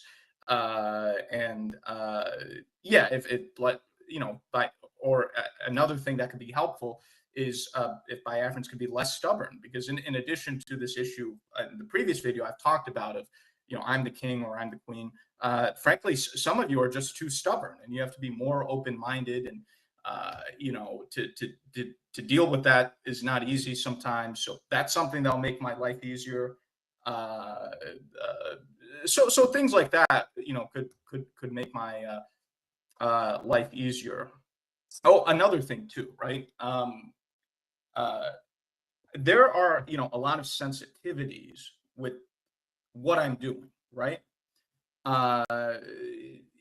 Even when I've had meetings with U.S. government officials, in some of those meetings, some of those officials said, hey, don't tell anyone about what we're doing, because if Abuja knows what we're doing, then Abuja will sabotage what it is we're working on with you, so you can't tell anyone. But I think Biafrans are very inquisitive. They like to know things and so forth. So sometimes, I get very emotional messages from Biafrans saying, we want to know if you're doing something about this. We want to know if you're doing that. And then, they start to maybe, complain that, oh, Elias is not doing this, the government's not doing that. They start yapping and running around, why aren't you doing this? Why aren't you doing that? Just because I'm not announcing something doesn't mean that I'm not doing something. And sometimes there's certain things I'm doing that I can't talk about until, let me put it this way. When it is the time for Biafrans to know something, I will tell them, but at that time. Because if you pre-announce certain things, then potentially the whole thing gets sabotaged, or the whole thing goes into the toilet. A perfect example of this is, like, for example, I remember I was told a story with, Mazi Nnamdi Kanu, how he had this transmitter to transmit his broadcasts in Biafra in Nigeria. And the people around him kept bothering him and demanding to know where the transmitter was. And they kept wearing him down to the point where he told them. And then now that transmitter, from what I understand, is in the hands of the DSS. So, just because, I'm not talking about something doesn't mean it's not being done, but it can be exhausting when you have different Biafrans who are, saying they're, why you're not doing this and why you're not doing that, and why aren't you telling us this? If I'm doing, if I'm not saying something, it's for your own protection, but it can be a little bit tiresome. Different things could be helpful. I just listed some of them. So thank you. Yeah, thank you. Yeah, please, Mazi University, I acknowledge your presence, but please, let's take Rage first, because Rage is having a network issue. Rage, you can unmute yourself now and ask your question. One question, please. Okay, all right. Thank you very much, my brother Totivai. And greetings to the great BIAFRANS here present again, lovers of freedom. Very beautiful greetings to our darling brother, our beloved brother, Elias Gerasulis. Thank you very much, Elias Gerasulis. We love you here in homeland. And I want to say a very big thank you for everything that you have done for the Biafran people. A few questions that I want to ask. I know the court case of our Prime Minister is coming very close. So I don't know, you may choose to answer, you may choose not to answer as well. That if there is any representation from the moral global strategies towards the court case of our Prime Minister, I don't know if there is any that is coming from your lobbyist friend. That is number one question. Number two question is, there is something that is bothering me so much about America, and I just want to know if you can answer. You know, most time you see that most of this military that kill innocent babies and women, you find American weapons with them. Take for example, in Biafra land, there have been several times that America bombs were used to bomb our people, you understand? And Tucano jet sold to the Nigeria government by the American government, you understand? So is it that, and at the end of the day, we know very well that America stands against anything that has to do with terrorism. So why is it that America also gives weapons to these people that commit acts of terrorism and genocide against people? Is it that the government of America is not aware of all these weapons in the hands of these people, or what is it? Why is it like that? Thank you very much, my brother. That's my answer. I mean, that's my question.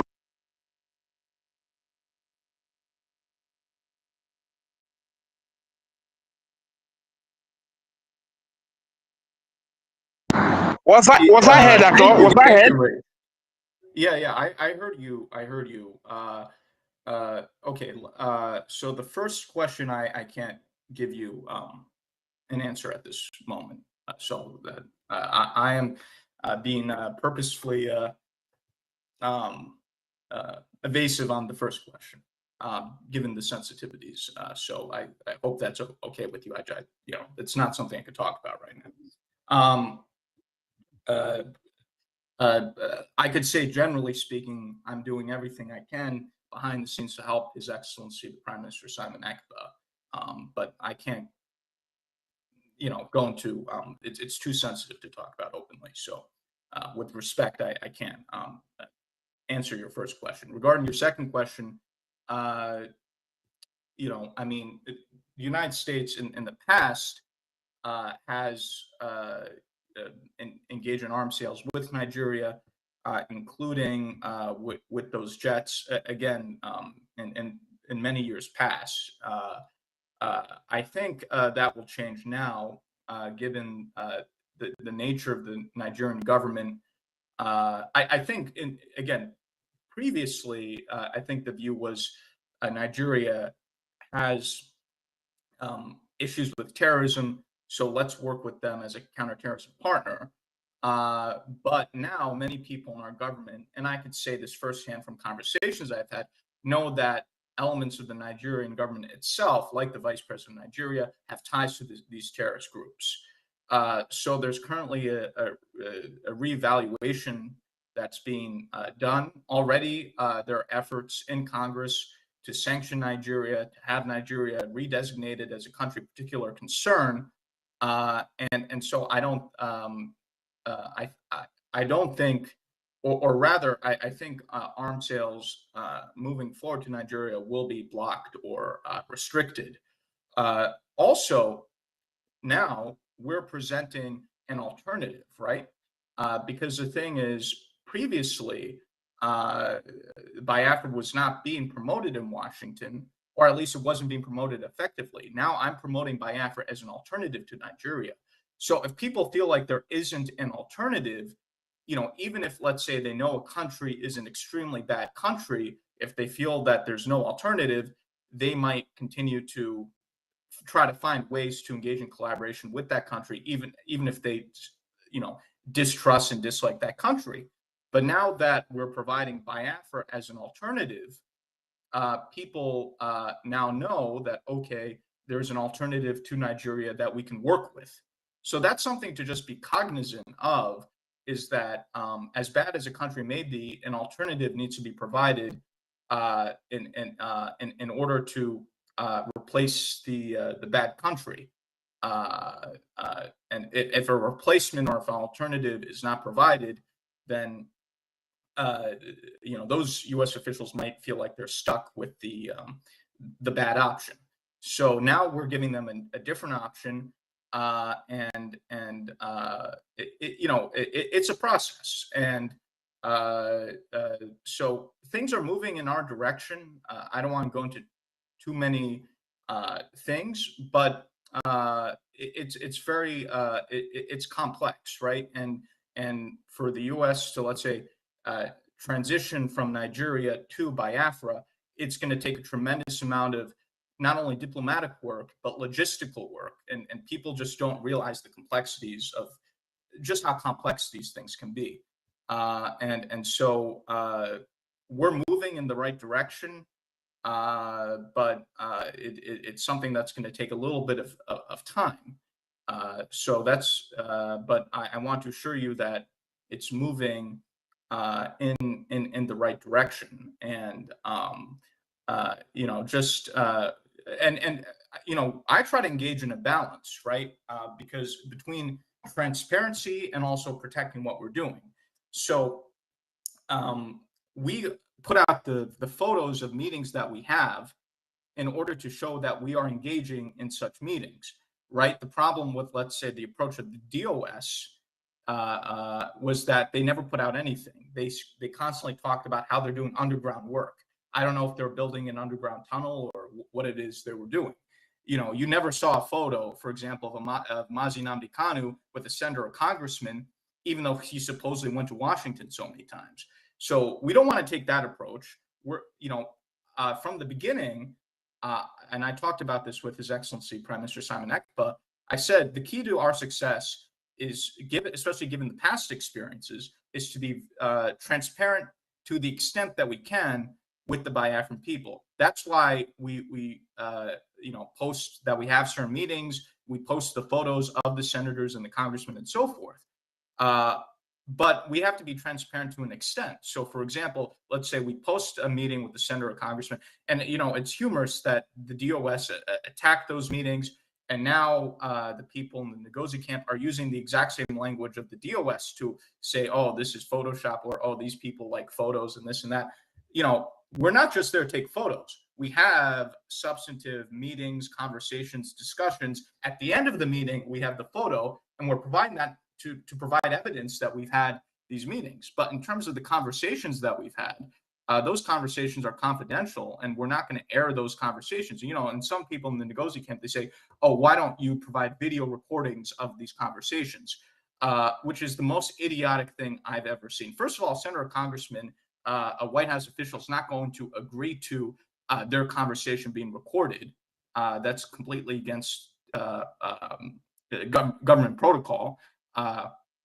Also, again, as I've said to you, many of the officials that we met with have said, "Hey, don't tell anyone about what we discussed with you because we don't want it sabotaged by Abuja."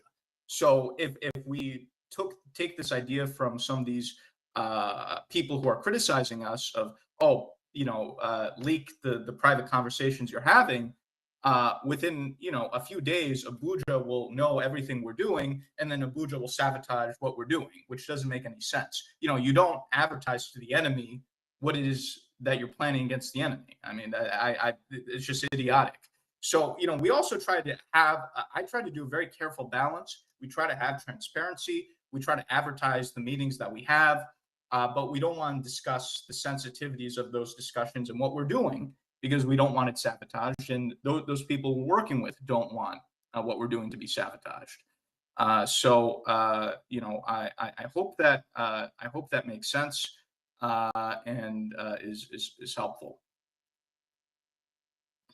Thank you, sir. And I have a question, a funny question for that matter. I know you're not a prophet and you're not a seer, sir, but I want you to look into the future of Biafra in 3 years' time. What do you see? Well, what I would say is that's up to us. You know, depending on what we do, the future Biafra in 3 years could be free and independent sovereign Biafra, or we're still in the same circle. So really, our future depends on us and what we do. I'm in a position to work with the government to help you achieve the goal that you want to achieve. But whether or not we achieve that goal depends upon whether or not the Biafrans stop sabotaging themselves or not. You know, we've seen this repeated pattern with the Biafrans, right? You know, we just had this experience of the whole NGOZI thing, but before that, back in 2021, you had the split between His Excellency Prime Minister Simon Ekpa with the DOS. Before that, you had previous splits and dramas. I'm hoping that this latest experience with NGOZI will be the last shaking of the tree, so to speak, that, okay, you've separated the wheat from the shaft even further. I'm hoping this is the last time. The reason why this is important is because, you know, when you're dealing with a diplomatic counterpart like the United States, they want to know how stable their partner is, and they watch carefully what the behavior of their partner is. So if you know, if let's say the Biafran partner they're dealing with, it's constantly having instability, infighting, people flying off, constant crazy things happening, that doesn't inspire confidence. So my hope is the Biafra movement can mature significantly these next few years to the point that's very solid, stable, that you don't have these internal issues. It's very important because any diplomatic counterpart you're dealing with, whether it's the US government or any other foreign government, they want to know that whoever they're dealing with is stable. If they see that whoever they're dealing with is a mess, you know, infighting, people running around, you know, different splinter groups, it's a disincentive. And again, I know this firsthand. If you talk to any State Department official, they'll tell you they don't like infighting. They don't like, you know, let's say causes that have, you know, multiple splinter groups and so forth. So I think the best thing the Biafrans can do is to, you know, create a more mature movement and to you know, reduce the drama, reduce the self-sabotage, you know, because I just feel like sometimes, you know, you have, let's say, you know, one Biafran who's, let's say, carrying the gasoline running around, another one carrying a bunch of matches running around. I feel like I'm a firefighter trying to constantly put out these different dramas and different issues. So if the Biafrans could just, you know, reduce the drama, it would be very helpful. Because look, to go to our friend's point previously, David Nana, you know, I'm very how shall we say, because I have such a close and intimate relationship with the Biafrans, I'm very understanding and I'm very patient, and I'm willing to put up with these difficulties, shall you say. But your typical U.S. government official or anyone like that is not going to be patient, and they're not going to put up with this kind of nonsense. So, you know, this is the time for the Biafran movement to mature. That's the best thing that you can do. So that would really, if you could, you know, support the movement and also make sure the movement becomes a much more mature movement, I think with my help, we could get to where we want. But if you still have this, you know, perpetual state of constant drama where you have, you know, these Biafrans running, it's just what I'm saying is an analogy, but these Biafrans running around with the gasoline, these Biafrans running around with the matches, this one's upset with that one, fighting with the other one over, you know, a non-existent issue, it's going to be more difficult than it has to be. So I guess what I'm saying is I'm going to make sure we achieve Biafra, but, you know, try to make my life a little bit easier. So thank you. Thank you, sir. One last question from me. I want to find out if we are worse off.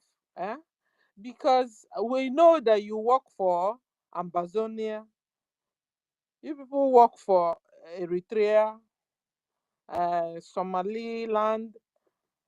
And I wanted to ask you, do they also have the problem of sabotage there? Is it up to the level of ours, sir? Yeah. So what typically happens with what typically happens is these authoritarian governments, what they do is they often, this is not just with Biafrans, this is true for other, is let's say when a foreign government wants to undermine opposition groups or let's say independence movements, what they do is they use spies, they use infiltrators to destabilize those movements internally. What they also try to do is to create what you would call Potemkin or mushroom groups. So let's say, okay, let's create, 10 different air train groups. Let's create, the Ambazonians have had a challenge where you've had 5 different self-declared presidents of Ambazonia. So what happens when you create splinter groups or mushroom groups, and let's say the governments sponsor those groups, right, is then, it creates confusion. The US government or any other foreign government, our State Department, they don't know who to work with. And if you have multiple people running around, it also makes you look like you're not serious, right? Or the cause that you represent is not serious. If you have, let's say, 10 different opposition leaders or independence leaders saying that they're all the right leader, they're all the one leader, and the U.S. government should work with them. The automatic response is, well, until you get your internal issues sorted out, get that sorted out before you come to us, us being the U.S. government, right? So it's very typical in terms of, the challenges that the Biafrans are facing are not unique. In a way, other governments have been even more effective in terms of their sabotage and in creating mushroom groups and so forth. I think in a way it shows that how Nigeria is kind of what's the term to use? How the Nigerian state is falling apart. Because if the Nigerian state were more competent, then I think they would be even more effective in terms of undermining or sabotage what we're doing. The challenges that the Biafrans face, other people face as well. But I think, the Biafrans, as you've discussed in previous videos I did, they kind of create their own, what's the term to use, self-sabotage, right? You already have the Nigerian government that's trying to sabotage you, trying to use spies, they're trying to use agents, not as effectively as some of these other foreign governments. These other foreign governments are much more effective in using spies and agents and so forth.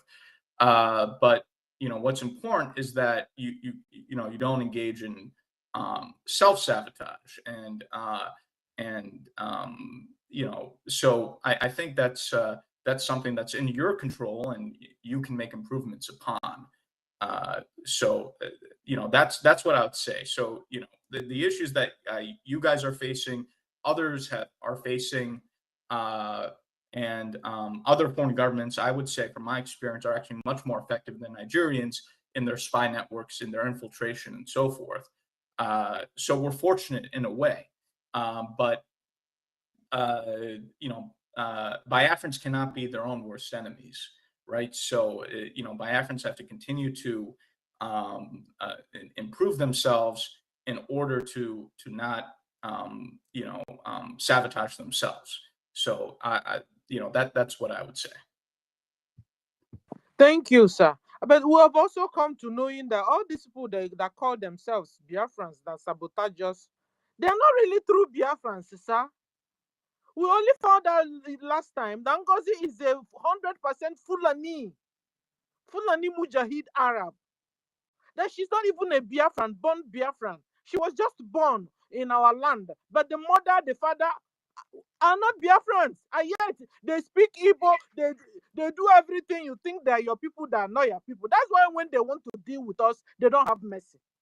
So at the end of the day, me personally, I'm finding out that most of the problems we have are the fake fake people, fake Biafrans. They are not Biafrans, but it's just like where Bible say these people call themselves Jews, but they are no Jews. That is exactly what is happening to us. They say they are Biafrans, Biafra. They will even speak your dialect, your tongue, will answer your name, your kind of name, but they're not you. Because we Biafrans, go on. Yeah, so you made a really good point. But what I would say is this, right? Let's say even if NGOZI, and I don't know what her background is, let's say even if she weren't Biafran, let's say she's Igbo speaking something else, she wouldn't be anything if it weren't for these Biafrans who are following her, right? And let me be honest with you. Every the Biafrans, some of whom went with her, I wasn't surprised by any of them. Every Biafran that I've met who are the really stupid ones, if I were to be not politically correct here, the ones who don't even have two brain cells, the ones who couldn't tell their left foot from the right foot, all those people went with her. So again, I mean, even if she's not a Biafran, she's been able to take some of these Biafrans with her. But what I would say is it's not necessarily a bad thing. Again, I mean, in a way, I think she's helped separate the wheat from the shaft. She's helped, I think, clean up single-handedly helped clean up the government and the movement from a lot of these undesirable elements. And if you have people who don't know their left foot from their right foot, who they don't even have two brain cells in their brain, are those really even people you want in the movement? Because the problem, and again, I'm not trying to be too harsh here, the problem too is when you have people who are so idiotic, so stupid, and you wouldn't believe some of the people that I've met. I'm sure you've met those same people. It's also a disincentive for Biafrans who are more sensible, who are educated professionals from joining the movement, because they look at some of these idiots and they say, oh, do I really want to be part of this when you have such, some of these people who are running around, saying idiotic things. So if NGOZI wants to take, the brainless ones with her, they could go with her. I mean, in a way, I think she's helping, clean out our movement. If she wants to gather all the shaft and they want to run off somewhere, they could run off, wherever they're running off to. But we could continue moving in the right direction. And as we make more progress, I think you'll see that a lot of highly qualified Biafrans will join our movement and replace some of the idiots that have run off with NGOZI. So, I'll just put it like that. Thank you, sir. We hope so too. Thank you, sir. And I don't know if you have more time. Are you still ready to take more questions? Because 2 hands are up. Or should we let you go? No, I should answer those questions. Yeah. Yeah. Okay. Wait, Okay. wait, Mazi. University, you have the mic. Yeah, university, yes. Sister Stella, many people want to ask questions. Our hands will be up. You never answer the hand. Yeah, please, if Mazi Elias has more time, he will take more questions. Please, for now, let Mazi University go. 1 million Semonekpa, I know after Mazi University, you go. Mazi Onyeka, please, let's make the thing smooth and clean, please. Thank you. I will mute everybody now. Thank you very much, Toti and Stella and everybody. I thank you, Elias. Vati. Thank you very much, Elias, for the time you took to make the explanation you made. It's very, very enlightening. There's nobody that will listen to that, your listening and CB fooling themselves.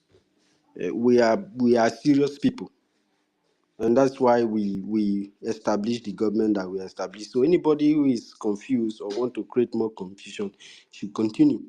And I also admire the effort you make to always come out to have a chat with Biafrans on X. That's quite incredible. But I have some questions for you, and I hope that you don't take the question the other way around. I want to ask you, people are saying that you are a CIA agent, and people are also saying that that your foundation have no records of any statistics of any achievement, and people are also saying that America does not support other people's freedom. They only make businesses with it. But for us, we know what we are, the relationship we are building. We want that relationship to be successful because the benefit is not going to be today. So another question on top of that is, how did you feel when you realized that some administration in the United States have been funding terrorism in Nigeria, most especially against Christians?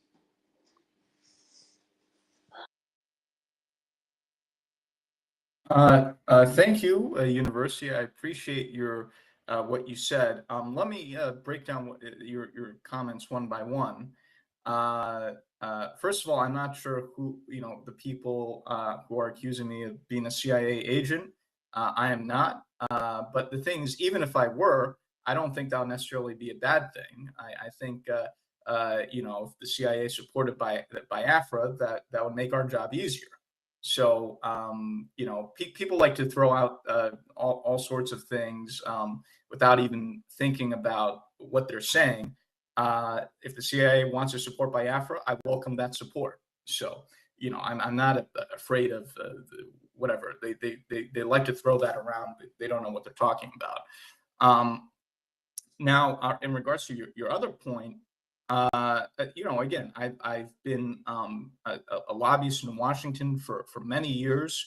I have an established record. I'm partners in my current firm with two former members of Congress, former Congressman Jim Moran, Tom McMillan.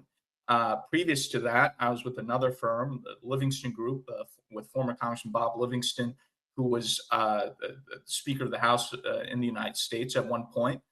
And prior to that, I was director of a foreign policy think tank here in Washington, D.C. So I have a record. It's not secret. Again, people could look up what it is that I've done, clients that I've represented. Everything I do is, the clients I represent are registered with the U.S. government.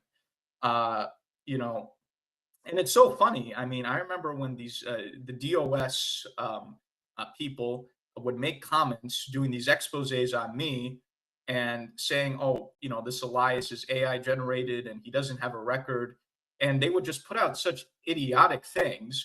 And then I would simply post certain news articles or certain, things regarding what I'm doing. And then they would freak out. So again, I mean, if people want to look me up, they can look me up, if they're competent enough to do a Google search. So, I've been a lobbyist for a number of years, representing a variety of clients, and it's public record. So these people don't know what they're talking about, or maybe they don't know how to do a Google search. I'm not sure. So those are your first things. And your last question about the U.S. Look, I mean, I think there's a reorient there. Sometimes I think there's a little bit of time that's taken. The U.S. is a little bit behind in terms of adjusting their policy, right? And I think we're working on a new policy towards Nigeria, which will be very harsh. But I think sometimes there needs to be an update. Unfortunately, for example, right, we know about during the Obama administration, how Obama supported Buhari, which was an idiotic effort, which led to all these different problems. The Trump administration reversed that in the first term and was much more harsh. You had then the Biden administration, who then reversed policies under the Trump administration and removed the designation of country of particular concern for Nigeria. Now we have the Trump administration, that's now pursuing a different policy, right? So sometimes you have changes of policy given different administrations. you know, unfortunately, sometimes you don't have proper accountability within the U.S. government, and it leads to mistakes of, you know, let's say groups that they're funding that they shouldn't be funding. There have also been times when, let's say, the U.S. government funds groups that are on opposing sides, right? So I think we have an opportunity with the current Trump administration and our friends in the U.S. Congress to, you know, create a new, for the first time, a policy towards Biafra, which has not existed before, and concurrently a new attitude towards Nigeria. I would say, diplomatically speaking, Nigeria is very weak right now, which is why we have a window of opportunity. For example, Nigeria used to, and I think this shows the degeneration in the Nigerian state, they used to have very strong embassy here in Washington, D.C. They used to have lobbyists in Washington, D.C. Now the Nigerian government doesn't have any lobbyists. They don't even have an ambassador in Washington. They have a deputy official, but they haven't had an ambassador in Washington for more than a year. So you could see that the degeneration of the Nigerian state is even extending on the diplomatic level. The U.S. Congress used to, for example, back in the day, have a Nigerian caucus. Now that caucus has been disbanded. You know, Nigeria basically has very little engagement with the U.S. Congress. There's really no support for Nigeria. So, you know, we just need to have a concerted effort, and things will go in our direction. But the thing is, this effort hasn't been done previously. And so you can't expect to have the U.S. government or any government, right, have policies that are favorable to you if you don't present yourself and if you don't push your agenda with those respective governments. And you know, yeah, I mean that's the thing that people have to understand. You know, I'll give you an anecdote I think you'll enjoy. So I remember once, you know, when I first became signed on as a lobbyist and started to represent the Biafran cause, I met with some Biafrans. I remember meeting with one Biafran gentleman who was complete, you know, foolish person who doesn't know his left foot from his right foot. He's now supporting NGOZI.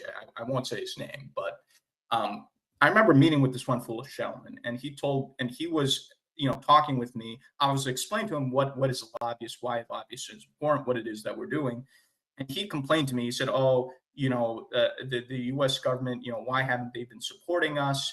And, you know, I've gone to the White House many times with my Biafran flag and on the White House lawn showing my flag. And I thought that if Trump sees me in front of the White House with the Biafran flag, that Trump will, you know, recognize Biafra. And, you know, I explained to that gentleman, well, if you want the U.S. government to represent Biafra, you have to educate them, tell them who you are, tell them what is Biafra, why they should support it.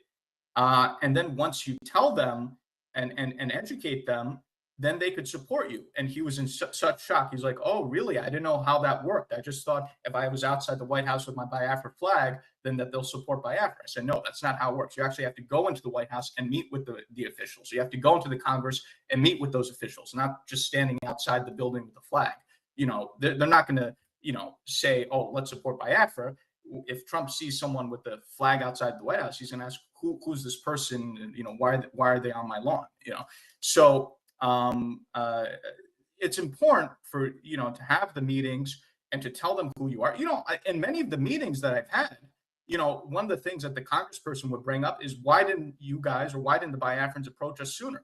You know, why didn't they meet with us to tell us that they existed and, you know, that we should support them? And, you know, I would say, well, that's what I'm doing now, and we're making up for lost time. So the expectation of the U.S. officials is that you reach out to them and you meet them and you tell them what you want. It's not reasonable to not engage with them and then expect them to somehow read your mind. You know, so you have to meet with whoever the relevant officials are and tell them, hey, this is who we are and this is what we want from you. As the Bible says, ask and you shall receive. But I got the impression, talking to some Biafrans, that their thinking was, well, the U.S. should somehow read our minds, and then, or the world should read our minds somehow and help us without us engaging them.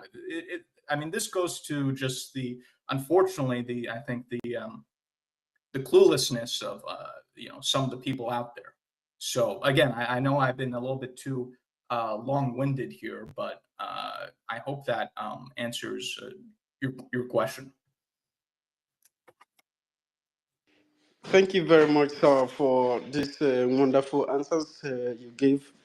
And my conclusion is, if you still have time, you can. What should we be expecting? I wanted to also ask. I don't know if it's necessary, but is the job of lobbyists only limited to one particular countries where their foundation is established, or they have the ability to engage other countries in terms of recognizing the resolve of Biafran people?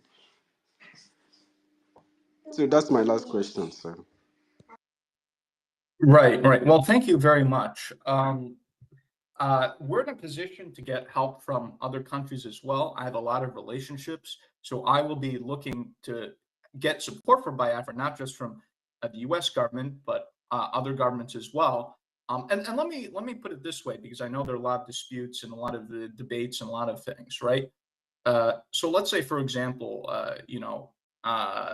people talk about Russia and, oh, let's get support from the Russians instead. It's much more complicated than that. The Russians are pursuing their own interests.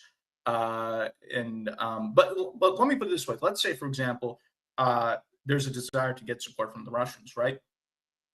The Russians will only be interested in competing for support when they see that Biafra has high-level engagements with the U.S. government, and then out of a sense of competition, they'll try to give perhaps, we don't know, but perhaps they'll try to give a competing offer, and then we'll make sure that the U.S. gives an even bigger offer than that, and then they'll start competing against each other. The only reason why, right, the Russians, let's say, are involved, want to get involved in certain places in West Africa, let's say Burkina Faso, right? Everyone talks about Ibrahim Traore, is because there's competition. They want to compete with, let's say, against the United States, or they want to compete against France or something like that. So, if the interest is, let's say, getting a competing offer from the Russians, the most likely way that'll happen is if everyone sees that the United States is engaged in this high-level relationship with the Biafra public government in exile. Other countries, not just the Russians, but other countries as well, will then try to give competing offers. And then we could evaluate what those offers are, and then go from there. But simply going to the Russians or going to somewhere else, they have no incentive to really do anything.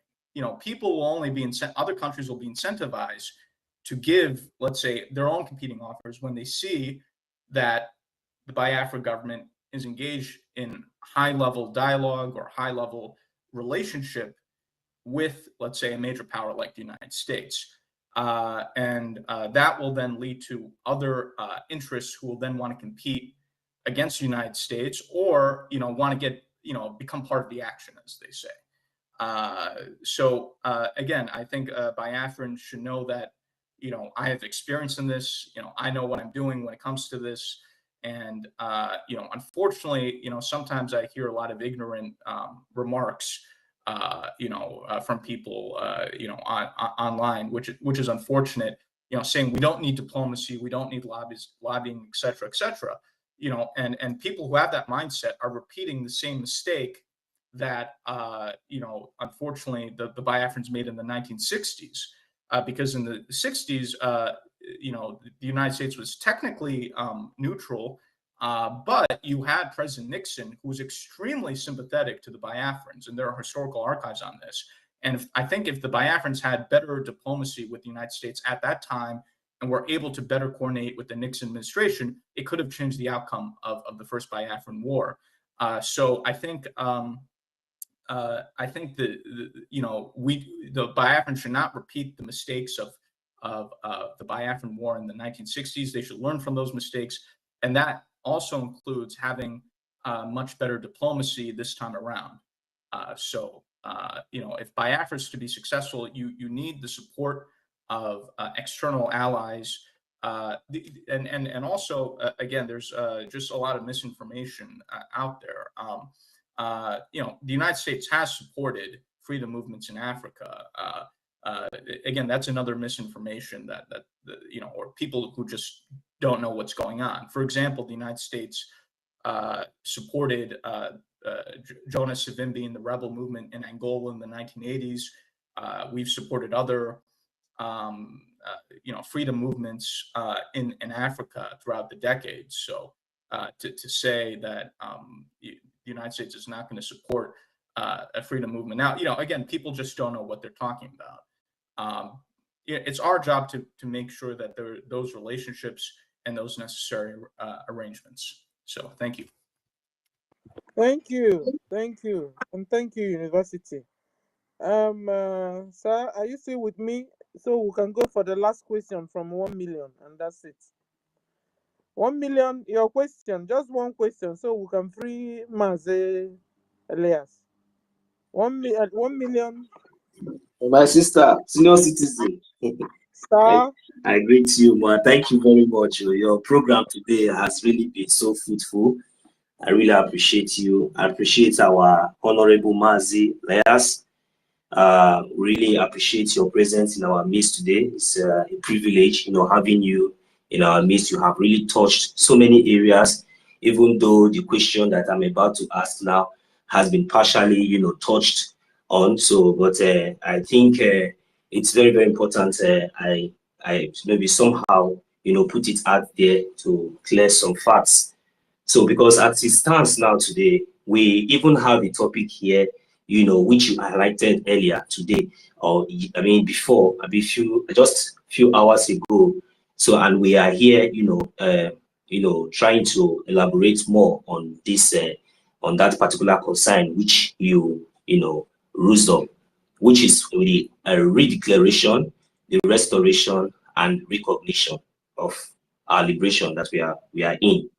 So at this point, and there's when you were, you know, initially in the first thing when you were, you know, trying to analyze some few points, overhead when you said, you know, though our prime minister should have been able, you know, to, you know, enlighten Biafrans, you know, exactly what it is, you know, for them to be able to understand the meaning of the redeclaration, restoration, and the recognition.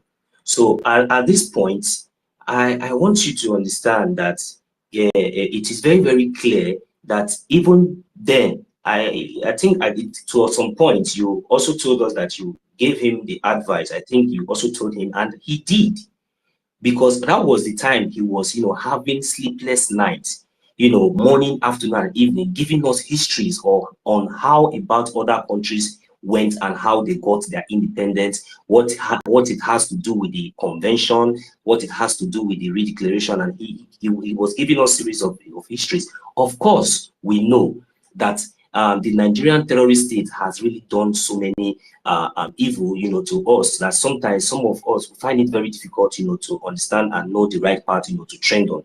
But at that particular point, the least that we expected was those who were at the corridors, you know, of handling some affairs, who we least expected that at least no matter what, they are, you know, getting the message and they are understanding what it is. People like you, people like me, people like each and every one of us, but most especially those in the corridors of, you know, powers, those that, you know, that we recognize that we were always looking up to. So, but at this point, I want to ask, because I understand that with all this confusion and all this propaganda, these things that is going on now, we are trying to see how we can solve this problem. Because I understand that when our prime minister was here with us, we never had anything, any confusion, anything. Even though we have any question or anything, people do come. Our prime minister is always here, you know, to address any question any Biafrans is willing to ask, and we all understand everything. So, but the most important thing here that I'm picking out here is that there is just only one single person, and this person has been the head of the affair of all this, you know, this little misunderstanding argument that you are talking about, that sometimes you come across this, that if we can be able to, because when our prime minister, we are all one, and even up till now, we are still one.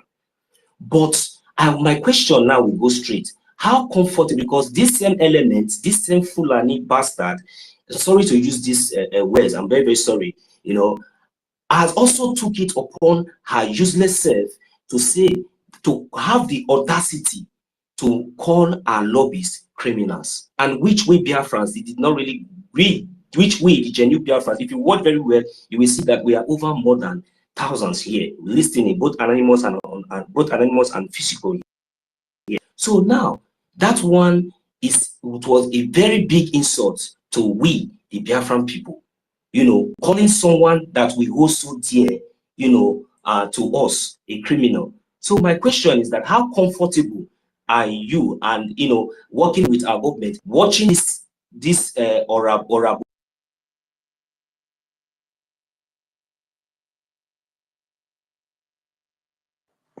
We can't hear you anymore, and that's your question. You couldn't drop it because I've been begging God, drop it, drop it, drop it. We can't hear you anymore. Or is it me? Tati, can you hear 1 million? No, I can't hear him anymore. Okay. It's like the network have kicked him out, or maybe incoming call came into his phone. If Mazi Elia still have few minutes to spare, maybe we can Sir, just please, take. we want to free, Tati, sir, we want to free our Mazi Elias, please.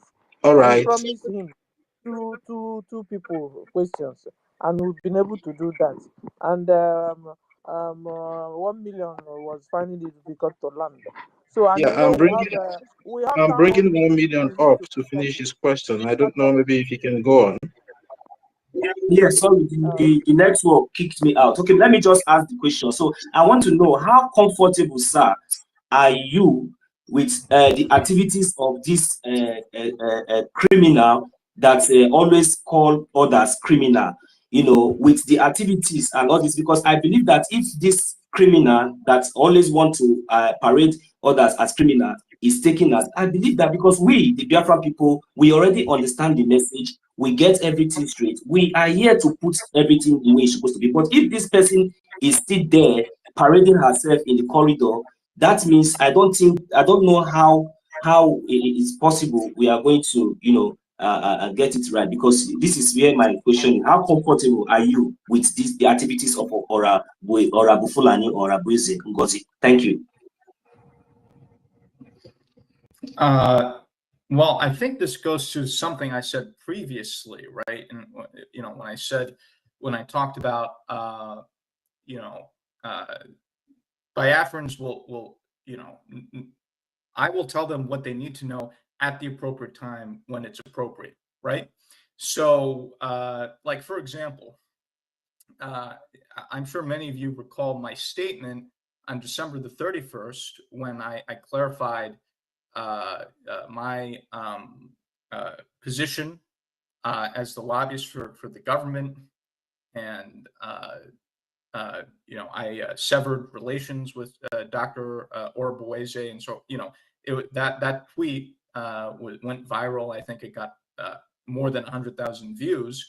But prior to that tweet, no one knew I was going to make that tweet, and I got you know, you can't believe how many frantic messages I've received saying, "Oh, Elias, you're not saying anything. You must do something. Why are you not doing something?" You know, and people were very hysterical, and I'll just keep telling them, you know, when you know, I will make my move when the time is right. And you know, I did the right thing at the right time. So it's just, but the thing is, you know, if I told these Biafrans what I was planning to do, they would have told someone else and told someone else, and then within a week, you know, maybe half of the people would know about it, and then the whole thing would have been derailed.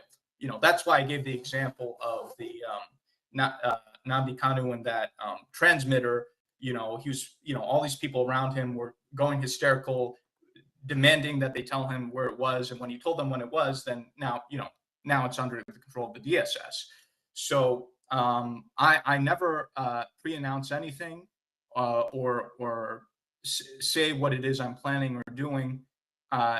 You will find out when it is the right time. So that's the only way I will say it. And I know that, you know, some of you might not like that. You might want to know, you know, what it is that I'm doing about certain things. But for your own benefit, I have to, you know, keep that to myself until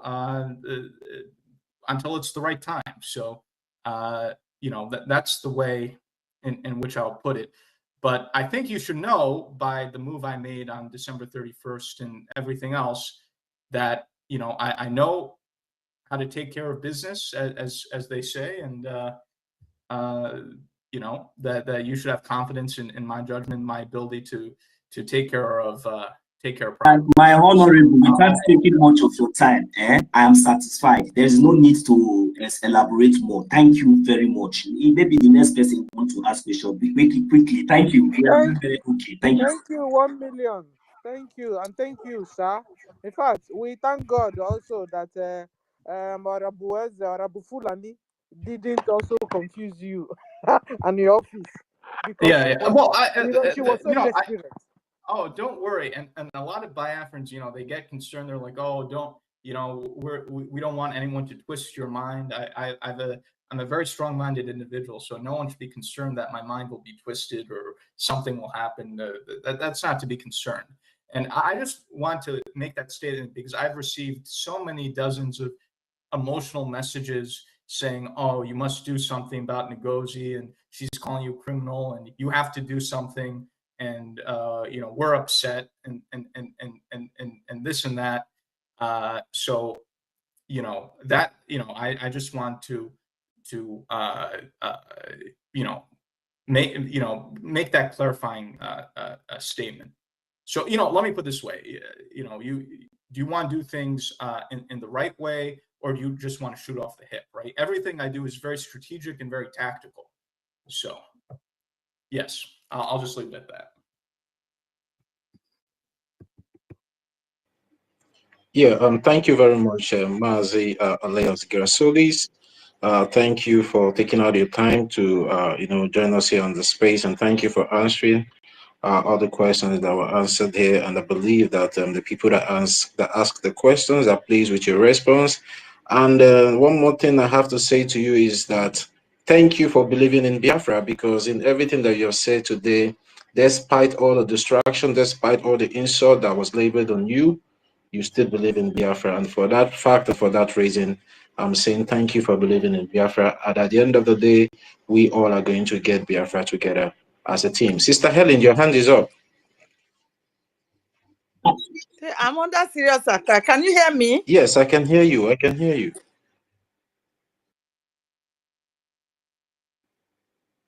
Sister Helen, are you there? Yeah. Can you hear me Yes, now? I can hear you now. They are taking my mic away from me. Thank you very much. I appreciate. Thank you, Elias. I appreciate you, your good work. We really appreciate you being in our midst this evening, as I can say from my side. We appreciate all you're doing, you know, your strength and everything. We appreciate you. May the good Lord continue to use you. Thank you very much. Please, this is who we are. Some of our people, unfortunately, please, you just have to bear with us. You understand? These people, most of them, not that they don't know what they are doing, but because of sentiment, they will continue to support the evil one. Meanwhile, we are in a war. You understand? So with time, don't worry, they are going to come back. It has happened before during our leaders' time. At least we fought it very hard for everyone to fall back to where we are today. So the same thing is going to happen. They must surely come back. Thank you very much. We appreciate your good work, sir. Thank you. God bless you. Thank you, Helen. You do Thank you. such a good job, and I always, you know, you and Stella and everyone else, you know, always doing a great job with the spaces, and you know, always being voices of reason and sensibility. But to, you know, I was a little bit long-winded before, but just to put things in a very succinct, a much more succinct way, essentially what I was trying to say before is I can't pre-announce anything, frankly, due to the danger of sabotage. And we've seen those mistakes made in the past, and I just can't afford to make those mistakes. So when it comes to anything, you know, even when it came to the President Trump's inauguration, you know, some of my other clients made pre-announcements. I did not make a pre-announcement for the Biafra delegation, and that was on purpose because I couldn't afford it to be sabotaged. And I got many emotional messages from Biafrans saying, oh, tell us whether or not we've been invited to the inauguration and why aren't you telling us and blah, blah, blah. Well, I didn't announce that, but it was for your own good and for your own protection. So unfortunately, there's too much dangers from sabotage. So it's just put me in a position where I just really can't pre-announce anything of sensitivity. So when it comes to important things, you'll probably learn about them the day they happen or the day after they happen. It's just because things are so dangerous and there's so much sabotage, I just can't pre-announce everything.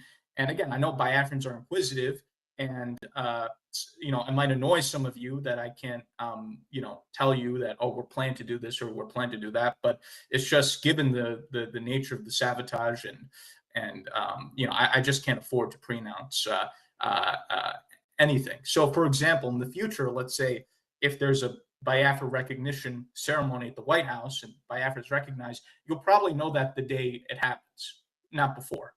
And that goes with anything of significance. So, again, maybe some of you won't be happy about that, but I just have to protect what we're doing and protect what we're doing. So I'm just being honest with you about that. And I hope that's understandable. Because again, some of our friends who become anxious and emotional when I don't pre-announce something or something's not pre-announced, they just go into, oh, the government's not doing this, the lobbyist is not doing that. It's not that things aren't being done. It's that it's just too dangerous to pre-announce what it is that we're doing, because we can't let our enemies or our adversaries know what we're doing. So I hope that's understood. Yeah, so it's understood, sir, because we have a lot of saboteurs amongst us. So we appreciate you, we trust you, and we love the job you guys are doing. God bless you, and for coming around this evening. We say we love you. Today you made it clear. It was a medicine. Road to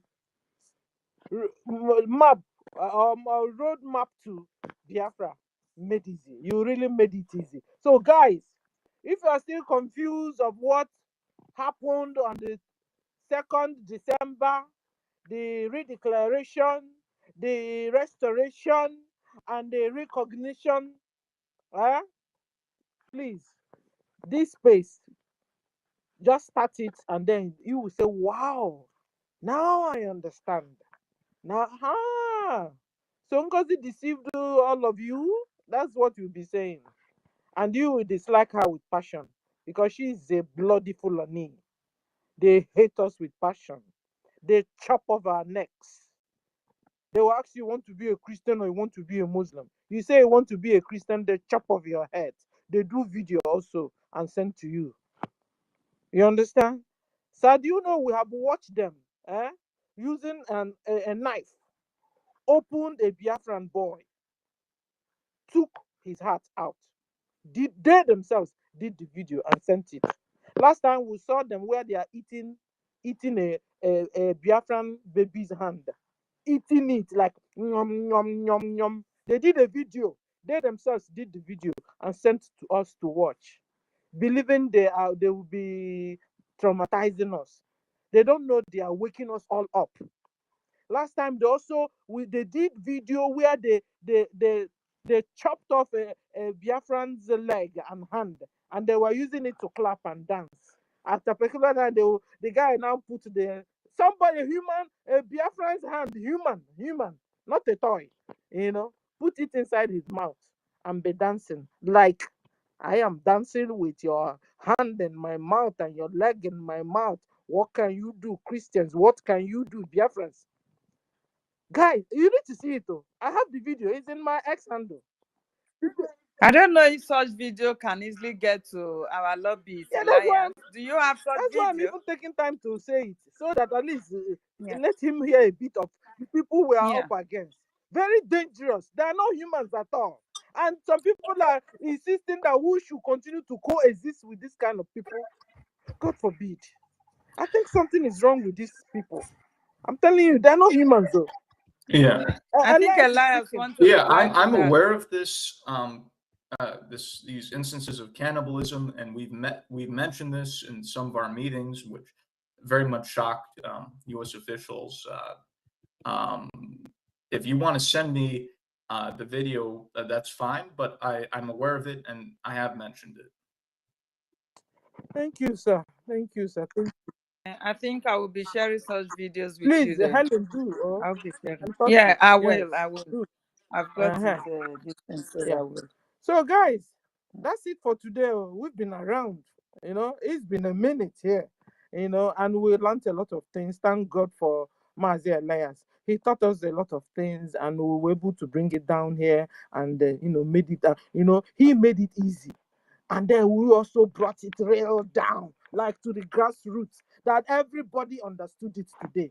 And when people started speaking, you could see that there's no wonder. And I'm telling you, we have won a lot of souls. And I tell you, a lot of people are here. Jaja Godson is here. Brother, I salute you and welcome back. Welcome. A lot of people, Nelwem, I think Nelwem is also here. A lot of people are here, and I'm sure a lot of people are even in Anonymous. You better show your face. Show your face. This is the time. Enough is enough of this sabotage. Enough is enough of this confusion. NGOZI created. And Sister Stella, let me give you one news.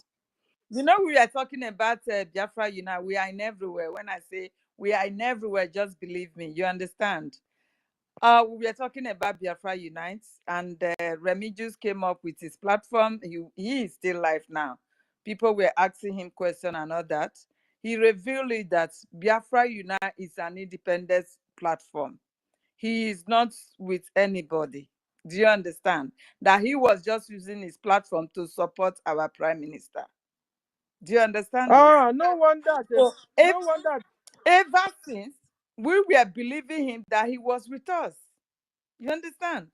He succeeded in brainwashing our people, trying to demoralize them from not supporting the fundraising. Meanwhile, he said he's an independent person. He's never for us. Okay, so he's a journalist. They are not 3 journalists that they have. You understand? The 3 of them, they have agreed now that they are independent platform.